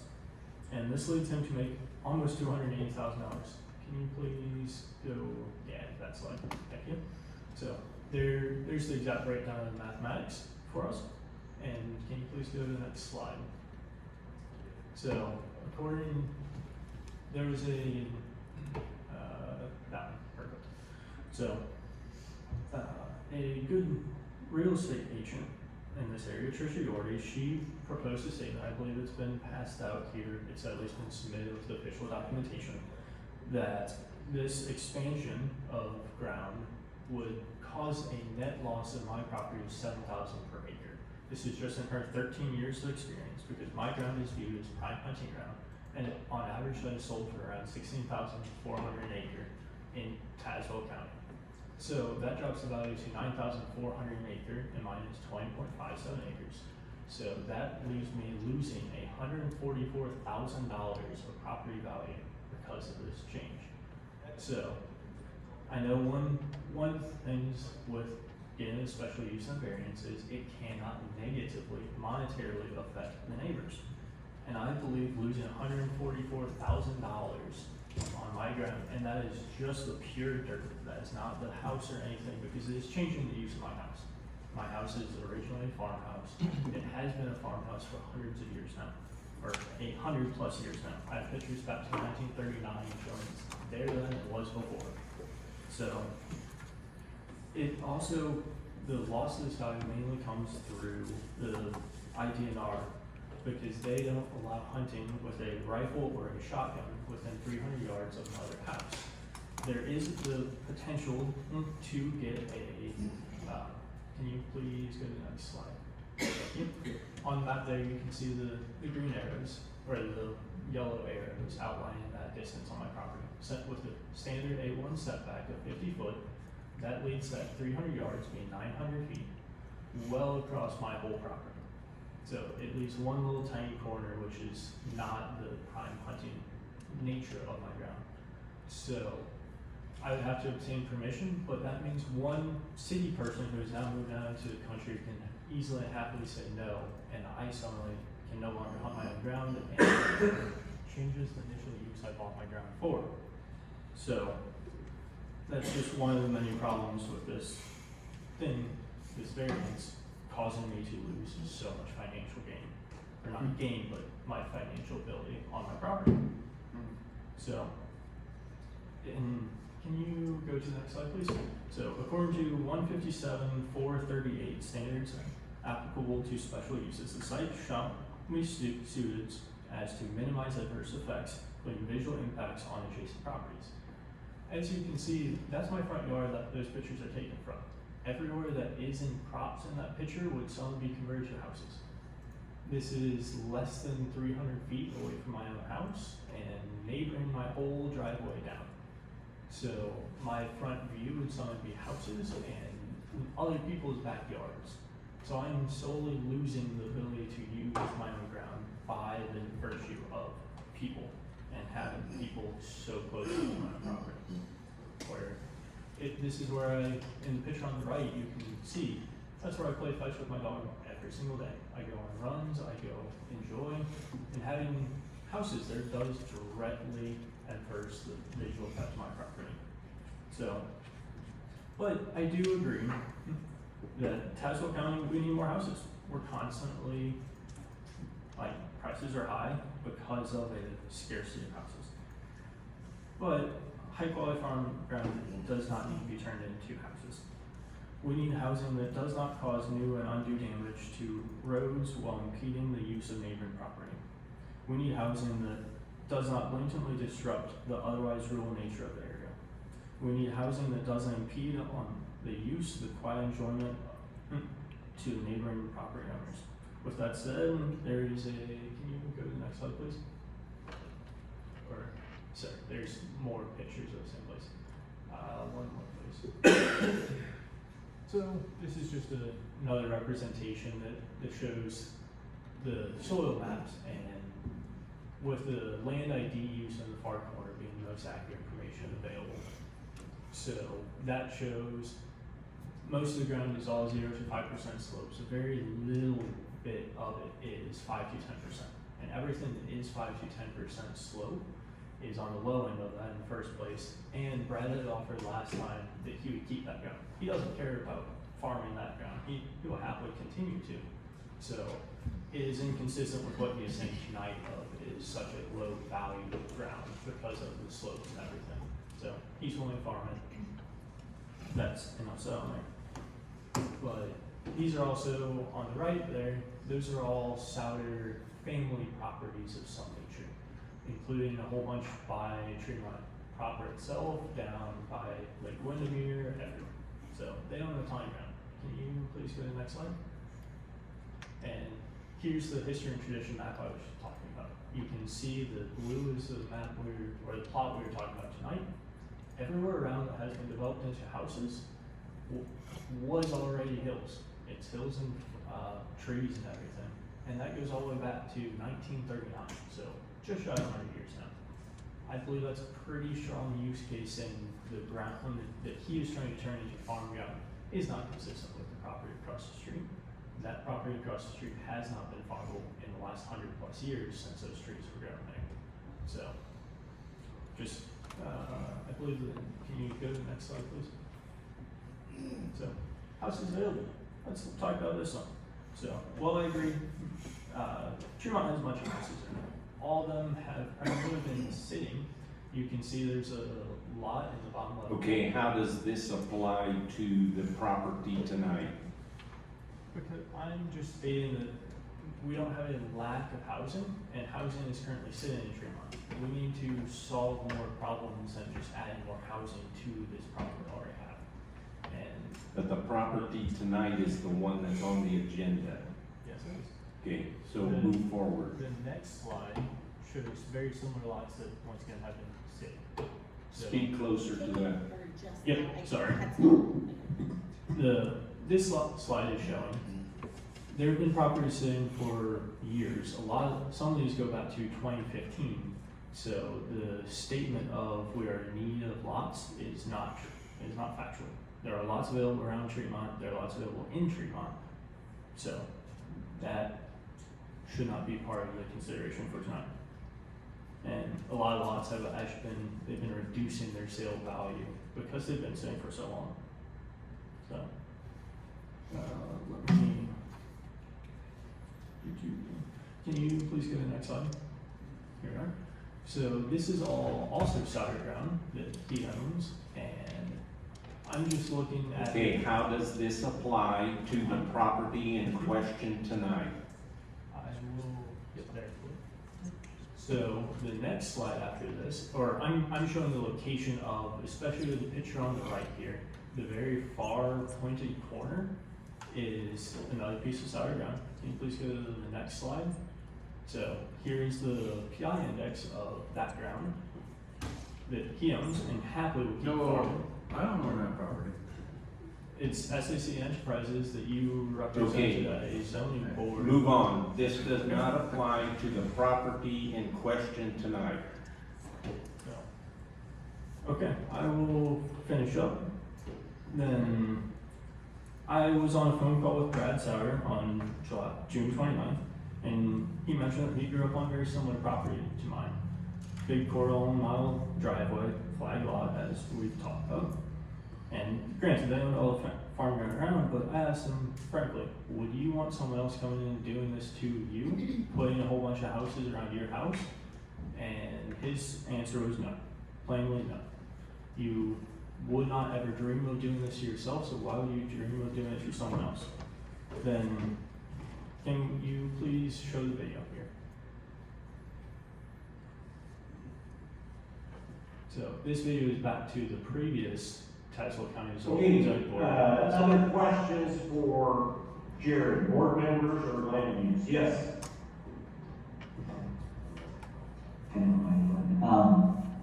Question for you, or maybe for administrator on the zoning.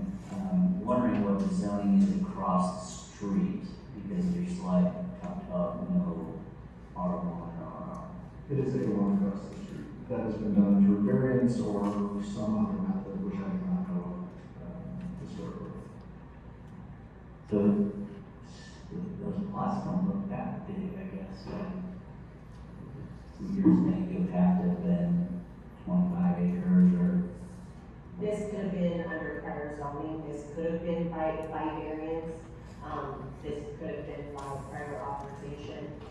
Previously, we've seen areas divided in this way with authorization of the land use committee under a subdivision review. Anymore, we want to make sure that they're compliant with the regulations of the zoning district that they're in. So when you look at those lots, they're anywhere from like 2 to 6 acres is about what they are. But under prior administration, prior regulations. We cleaned up a little bit more than we used to. Overall, I guess what I'm hearing is maybe those should be rezoned, I guess, but that's a different discussion, but, I think that's the only question. You can possibly. Okay, that's quick.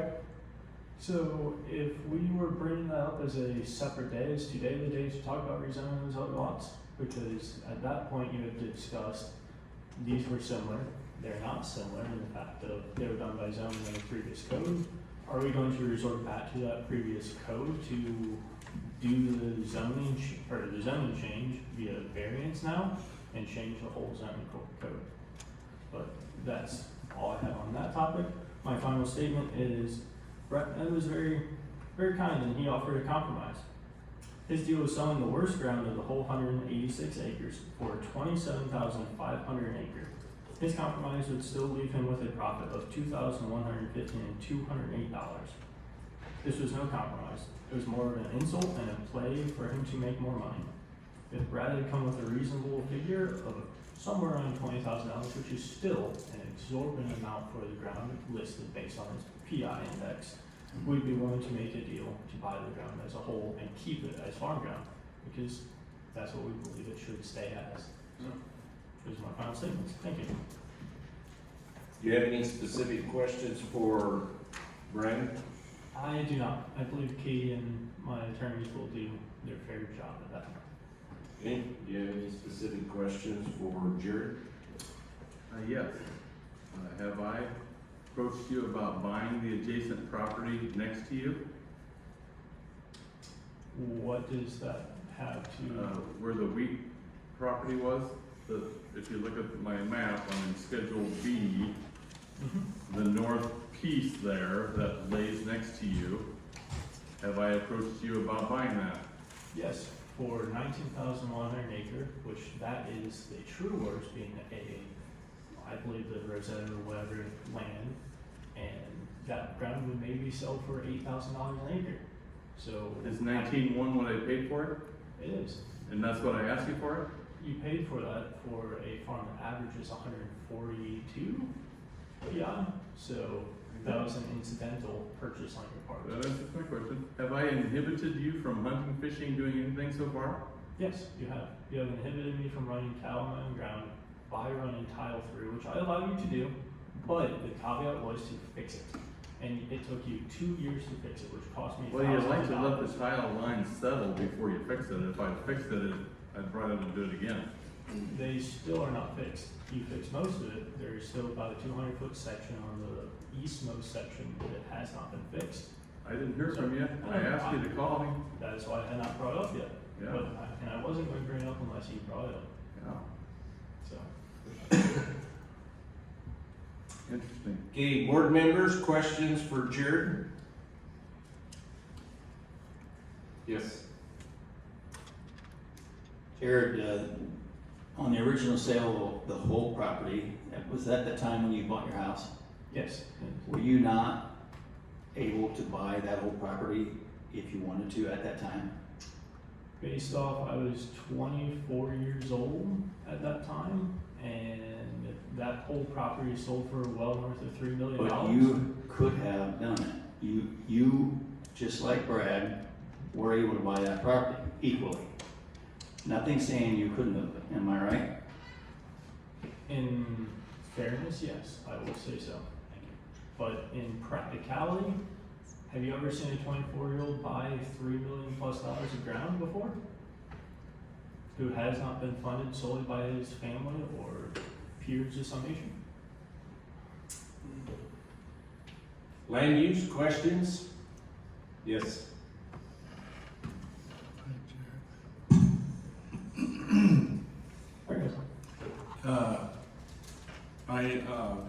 I knew tonight would be dicey, but this is a little more dicey than I anticipated.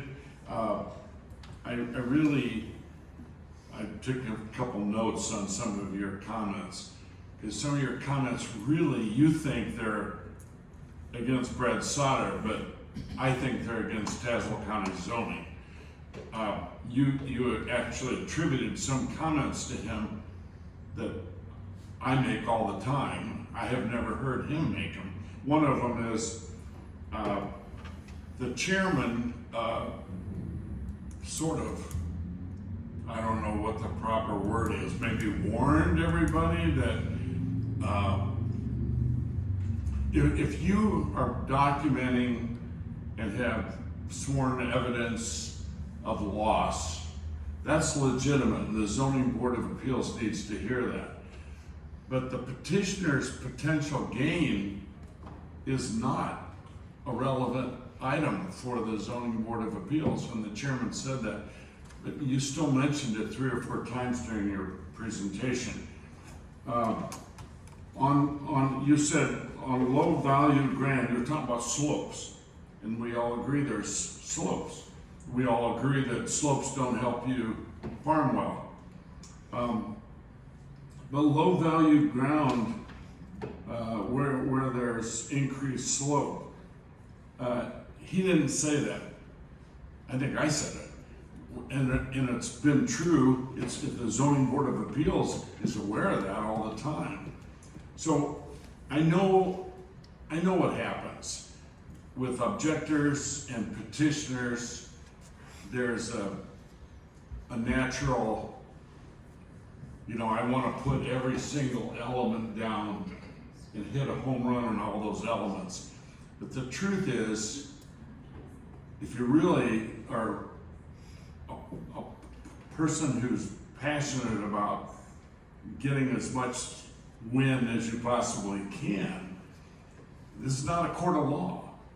We follow some of those procedures, but not all of them. And so what you want to do is be reasonable, not try to hit every home run. Anyway, I like you. I like your family. I like the neighborhood out there. I hope the neighborhood out there is able to survive the conflict, because there's a lot of good people that live out there, including everybody in this room. And we are Tazewell County, and you picked a wonderful place to live out in Windermere and off of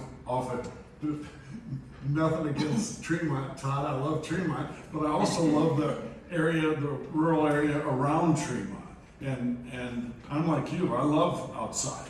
I love to be outside all the time. And I live in a subdivision in East Peoria, and the truth is, I wish some of the neighbors weren't there. I don't have problems with them, but I just like to walk my dog, kind of thing. So I understand your motivation totally, but I would like other comments that are going to be made. I'm sure other people are going to be making comments.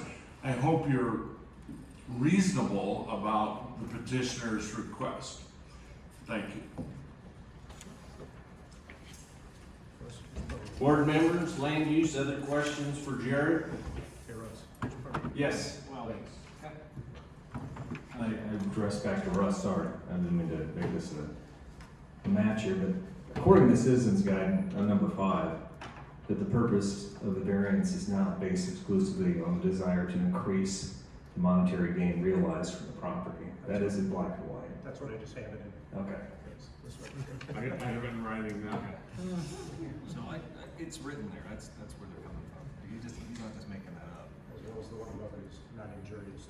And, injurious as well. Okay, you need to talk into your microphones. I think so. The perception was that just because you don't like it, you know, deal with it, but it's actually written in black and white there. This is gonna injure his property value potentially, you know, based on the evidence, but, so, it's there.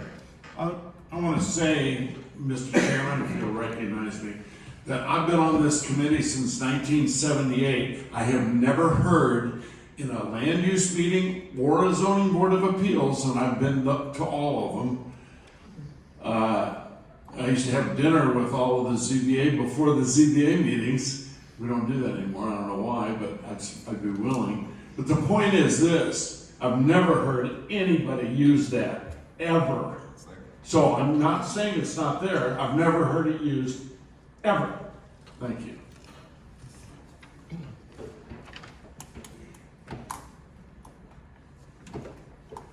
Okay.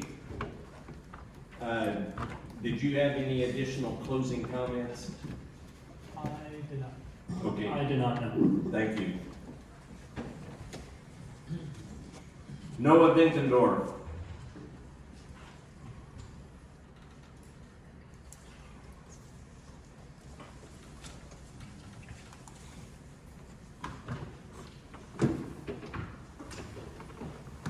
Name and address, please. My name is Noah Benkendorf, 28970 Wood Road, Morton, Illinois. Morton, Illinois. 61550. Do you hereby swear or affirm to tell the truth, the whole truth, and nothing but the true self you got? I do. Okay, same process as the previous two. Yeah, so I don't have any statement to start off. However, I do have a handout for all those present. If you could Sure, I'll take one, pass it. I will. Take one, pass it down, and I will pass it. Okay. And then All right. we'll go from there. Oh, here. Save energy.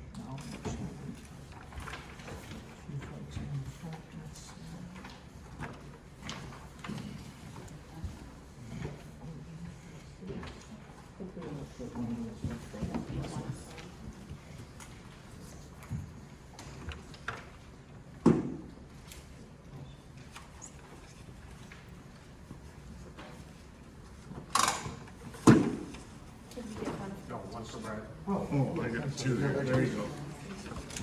There we go. Excellent. So that is for you to read over. I have questions next. For Brad. For what purpose did you purchase this property? Let's just start out easy. What again? For what purpose did you purchase this property? Well, 2 years ago, I bought it to farm, and that's what we're currently doing. Excellent. So is farming a reasonable use of this ground? The answer would be yes. And what have you planted in this field since you purchased it? Soybeans, corn, wheat, seed corn. So what have your yields been at that time? I don't know that that's relevant, and I don't know that that's got anything to do with this meeting. You're making the claim that this is not prime farm ground. We understand that the PIs are what they are, but I think yields also have something to do with what prime farm ground is. Okay, I'm gonna overrule you because he may not know the specifics for this 25 acres. He may know the averages for the whole farm, but we need to move on. Fair enough.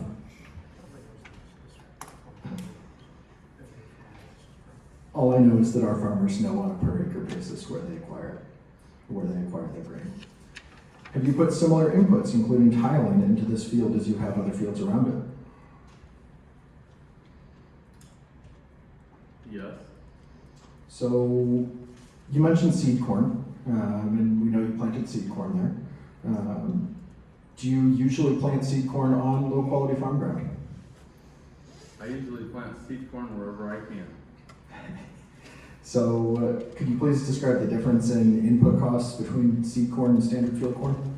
Okay, what's this have to do with this, whether this property is acceptable for this variance or this special use? We're specifically looking at whether or not the continued farming of this property is a reasonable use. But you asked a question about seed corn. Exactly, which is part of farming, which is, as Brad stated, a reasonable use for this property. Right. We're getting there. Okay, make it They're fast. simple questions. Make it fast. So we'll move on from that question. So why is it a hardship for you to continue to farm this ground without developing it? I'm not sure it's a hardship, it's more of a challenge to farm a small tract versus a larger tract. But I've got interest from people that would like to find a place in the country to build a home on a 4 to 5 acre lot. That's the reason I'm pursuing it in the first place.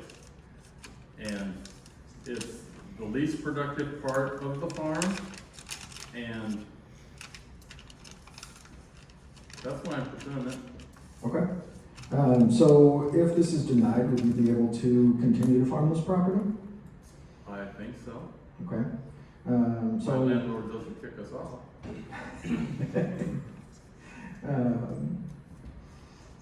so is a parcel, a 25 acre parcel, unique in Tazewell County? Based on your experience and yours alone, nothing else. Is it unique? Sure. In what way? Are there other properties similar to it nearby? Yeah. Okay. Probably not that small. Sure. Most of them are probably 40 acre minimum. Okay. So have you developed smaller parcels in this area? I have not. Okay. So one of the requirements of, or one of the standards for a variance is to show that a parcel is unique. Why do you believe that this property is any different or unique from any other farm properties in Tazewell County that would justify developing it? I'm not sure I have a good answer to that. Okay. So, have you ever purchased property with a specific intent in mind? We already touched on this with my first question, but I just want to clarify. Have I purchased a piece of property with a specific intent? Correct. Yes, I have. Excellent. So, have you ever purchased a property or used a property for hunting? We have. Okay. Have you ever purchased ground solely for the purpose of hunting? No. Okay. Have you ever been denied the use of any ground which you purchased due to unforeseen circumstances after you purchased it? In what way? In any way, whatever it may be for you. Have I been denied what? The use of your property in some way. No. Okay. So, without any case there, do you believe that diminishing the use of a neighbor's property due to development for your financial gain is acceptable in this case? Well, I would strongly argue that I'm causing any harm to Jared. Okay. So do I've you, offered to sell him adjacent property to give him buffer. Would give him probably 1,000 feet from his house to any potential house. And I don't know what his reasonable expectation is when you buy 28 acres in the country and want to have privacy. Does he assume that he doesn't want any change in the next 50 years? the goal isn't exactly privacy, the goal is the continued use of the property as it is. So I don't think Illinois I'm- law allows for a individual to hunt up to 900 feet from a dwelling. This proposal would allow for up to 4 dwellings that could be within 50 feet of Jared's property. You saw the graph earlier. Is it true that those houses could be built in a place that could deny Jared the use or the right to hunt in most of his property? I would say that's unlikely. Would you be willing to guarantee that? No. That sounds argumentative. Okay. Would you be willing to put a restriction on the property in question that would allow for houses to stay at least slightly closer to the road and allow bird and other shotgun I hunting? would probably recommend that to a future buyer. He's got to build a lane and run utilities all the way back. It's probably more likely that he's going to be 300 to 400 feet from Windermere, which gives Jared even more distance. But there again, what's his reasonable expectation of privacy and space? If he wants to buy the property, I'll sell him the property Sure. I believe Jared mentioned terms under which you do that. So, nonetheless, let's continue to talk about, well, we've talked about the reasonable use enough, at least in a sufficient manner to count here. So, how are your circumstances surrounding this property unique from circumstances surrounding any other property in Tazewell County? Regarding development in particular, let's stick to that. Seems to me that we live in Tazewell County in the state of Illinois, where owners hopefully can have a say as to what they do with their property. And if I'm trying to put something in that's very similar to what's right across the road, my project would not be inconsistent with the neighborhood. I think it would be a plus. Give people an opportunity to buy a piece of property in the Tremont School District with some acreage involved, still be in that school district with good road access. Okay. I see plenty of pluses. I just keep hearing there's people that don't want a house there because there hasn't been a house there. And yet we live in a world of change and we're not guaranteed that nothing changes around us. I'm not trying to put something that's inconsistent. I could put solar, I could put livestock, I could do lots of things that would be a negative to the area. And I don't want to do that. I'm trying to do something that's consistent with what's right across the road. And yet I'm being rammed under the bus by you and your family and a bunch of neighbors. And I don't quite understand. Yeah, so I think one of our major worries here is the precedent this could create. So in the case that the Tazewell County Zoning Board decides to create new precedents under the current zoning code of allowing for development of A1 property through variance and special use, are you willing to accept a required maximum road setback on this property of 600 feet, which would only allow homes to be built as far as 600 feet back from the road, and all in the effort to preserve Jared's hunting rights on this property? Okay, are you asking that of the? In this case, I'm asking Brad. He has to agree to it, so Okay, I want him to answer before anyone else. It hasn't been approved yet, so we can't. Of course. answer that question.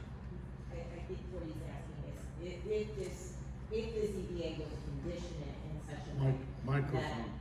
Microphone, sorry. I believe what he's getting at is if the ZBA would condition that no homes be built, no, correct me if I'm wrong, further off the road than 600 feet, would you be receptive to that condition of a special use approval? I think I would be receptive to that.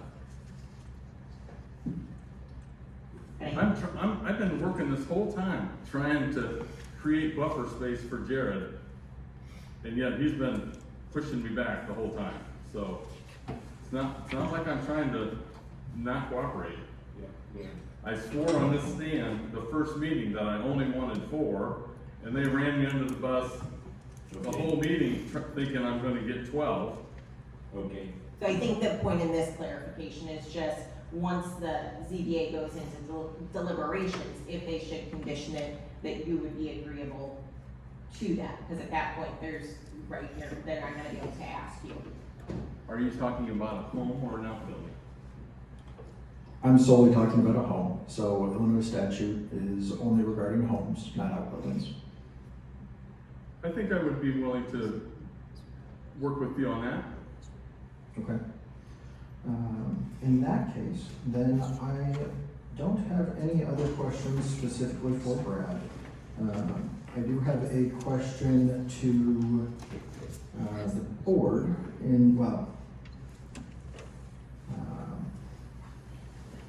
nonetheless, I'll just go to my closing statement. This has lasted long enough already. So,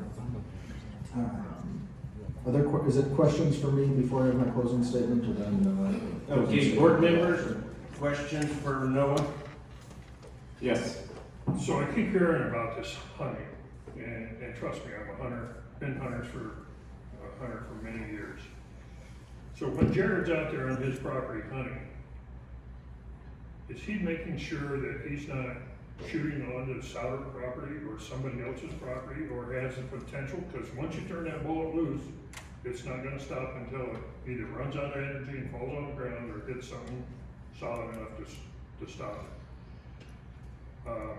I understand DNR's requirement for 300 yards away from any dwellings, and that's for protection of people who live there. Not that a shotgun will carry quite that far. It's certainly a shot one if you're shooting birds, but slugs have the potential. And certainly now with rifles, single shot rifles being used, they have the potential.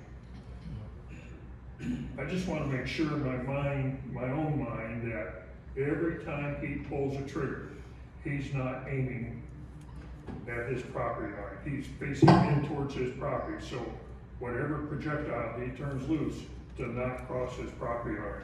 Can you tell me that if that happens? I have not been with him while he's been deer hunting with a rifle or shotgun slug. I can only assume so. I've only been hunting on this property once, actually, with him.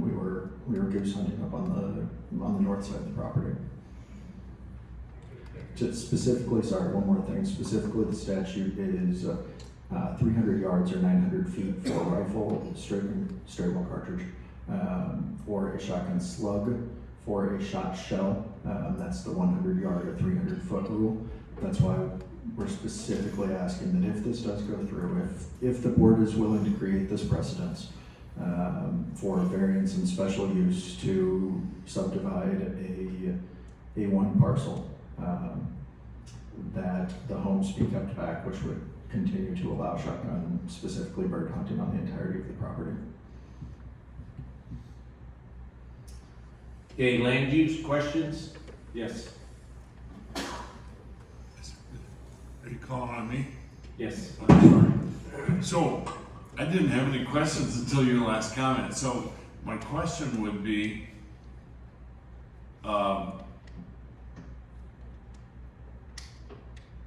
well, is it questions to Brad or him, or just him?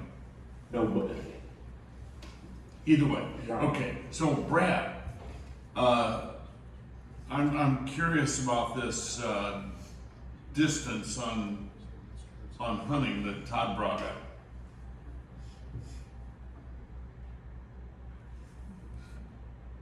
I'm not sure all I want is nobody to get hurt. That's all I want. And I do believe that he ought to enjoy what he's doing, as long as there's no risk for injury or death or damage to a building. Of course. And all laws are followed, of course, on this hunting property, at least to my knowledge, and I'm assuming Jared has followed those. It makes sense. You can follow all those rules or guidelines put out by and accidentally kill somebody. You know that. Of course, accidents happen. Okay, land use, other questions? Board members? Okay, closing comments? Oh, I'm sorry, I see you. Sorry, just one, this 600 foot setback. Do you have the power to just put this to bed right now, if he agrees to that? Is that what I'm understanding? You speak for everybody with that statement? We are still asking that the board does not create the precedents that it's looking to create by allowing rezoning through variance and special use. I mean, doing this is subverting all authority of. Okay, wait a minute. You're double talking, rezoning by variance and special use. Which is what this is. This is allowing smaller parcels. The rezoning request has been withdrawn. And you need to understand, tonight it is special use and variance. I'm sorry, I will use changing the use of a property by variance and special use. And we do goes that against all the code. time. Yes. The case right before this, somebody wanted to build a house, Of course. okay? So continue on. Nonetheless, we're still asking that precedence in this case in particular is not set. But if the board does decide to create that precedence, we are requesting that 600-foot maximum setback be included. Okay, did you have another question, or? I do. Okay. This gentleman over here, who's a member of the Land Use Committee, is what he's trying to do, whether he may not agree with what I'm gonna say, but what I'm trying to do, I'll just make it that way I know what I'm trying to do. I want to see if we can mitigate concerns and reservations from every single petition. If this is approved. I know your preference is to have it not approved. I understand that. But if it were approved and you were given a legal pad and a pen that you could write any conditions that the ZBA would pass that would go with that approval. Basically what I heard him doing, or in my brain I heard him saying, what would those reservations be? Because the way this is going now, I know some of these ZBA members. I've worked with them a long time. And some are hearing, gee, I maybe need a criteria, a reservation, a restriction. Others, I'm gonna be honest, maybe hearing, you sound like you're beating up on Brad Sauter, and maybe you're guaranteeing a yes vote by being so egregious, being so where you're covering every issue, even if the chairman tells you that's out of bounds. So it goes both ways, and you don't know what's in the brain of these guys and gals sitting here. So all I'm saying is, you know, I would love to see Brad Sauter and the petitioners get together and find out what would be approved that you both wouldn't want to go to court over. That's what I'm saying. Because I made a note that I shared earlier that just on the three objectors who spoke already, I thought if this thing's approved, it's going to court. And usually when things go to court, now I know that all the lawyers are gonna disagree with me because that's how they get paid. But generally speaking, nobody wins, except the lawyer that's getting paid. So, and I'm not a liar, you can tell. But I know the law, and I would like to see this thing, you know, we could have 100 more objectors come up and speak. And have the legal foundation, have the emotion, and she's one of the best speakers I've ever heard in zoning here. But that doesn't help. But if we can get, if we can end up getting, the reason this process is here, the reason the chairman's going back and forth, is a lot of people who are smart have written this process down, where you ask a question, you follow up, and then do you have anything for him? Well, the reason we're doing that is to try to narrow the gap, is to get things to where we can try to get the consensus. Now, all the time, that doesn't always happen. I'll be realistic. But this is a real important thing. There's a whole bunch of good people involved, and if there's any way we can get together, that would be great. Thanks. Okay, let's go to closing comments. Excellent. So,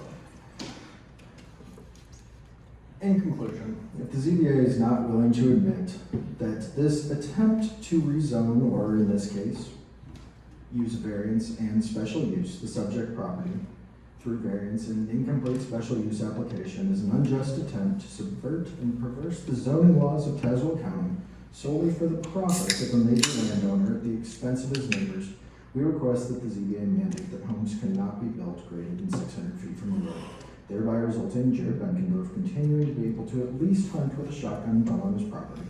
Still limits his ability to hunt with rifle and slugs, but provides a hint of relief to this otherwise absurd attempt to break the system that Tazewell County relies on to protect its rural property. Granting this variance of special use would declare open season on the agricultural zoning ordinances of Tazewell County. We request that you adhere to your zoning ordinances and deny this petition. Excuse me. Okay, thank you, you're excused.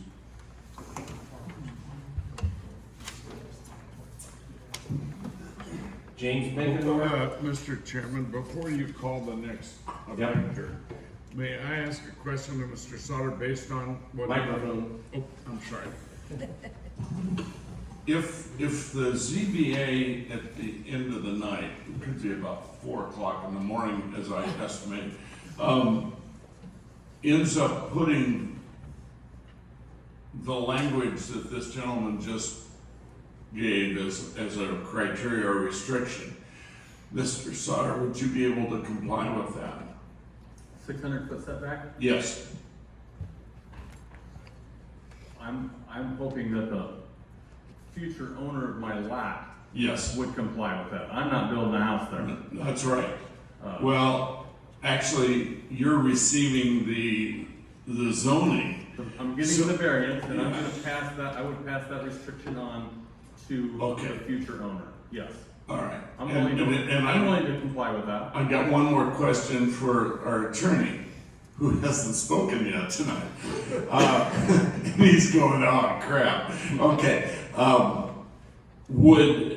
Is there any way possible that that future purchaser of the land, when Mr. Sauter provides that restriction, that's the way he got the zoning, or not the zoning, but the variance, in order to do that, is there a way that gets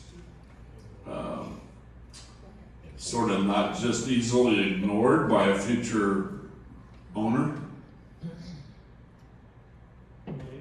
The special use is what allows the creation of these new dwelling sites, and I assume you would want to make that a condition of the special use, and so they're not gonna be able to use these lots as a dwelling site if they would have to comply with that. Well, who notifies is it Brad? Is it the zoning office? Is it the legal department, the state attorney's office? Who notifies the future property owner? Maybe it'll take him a year to sell the land. I just don't want anything to fall through the crack.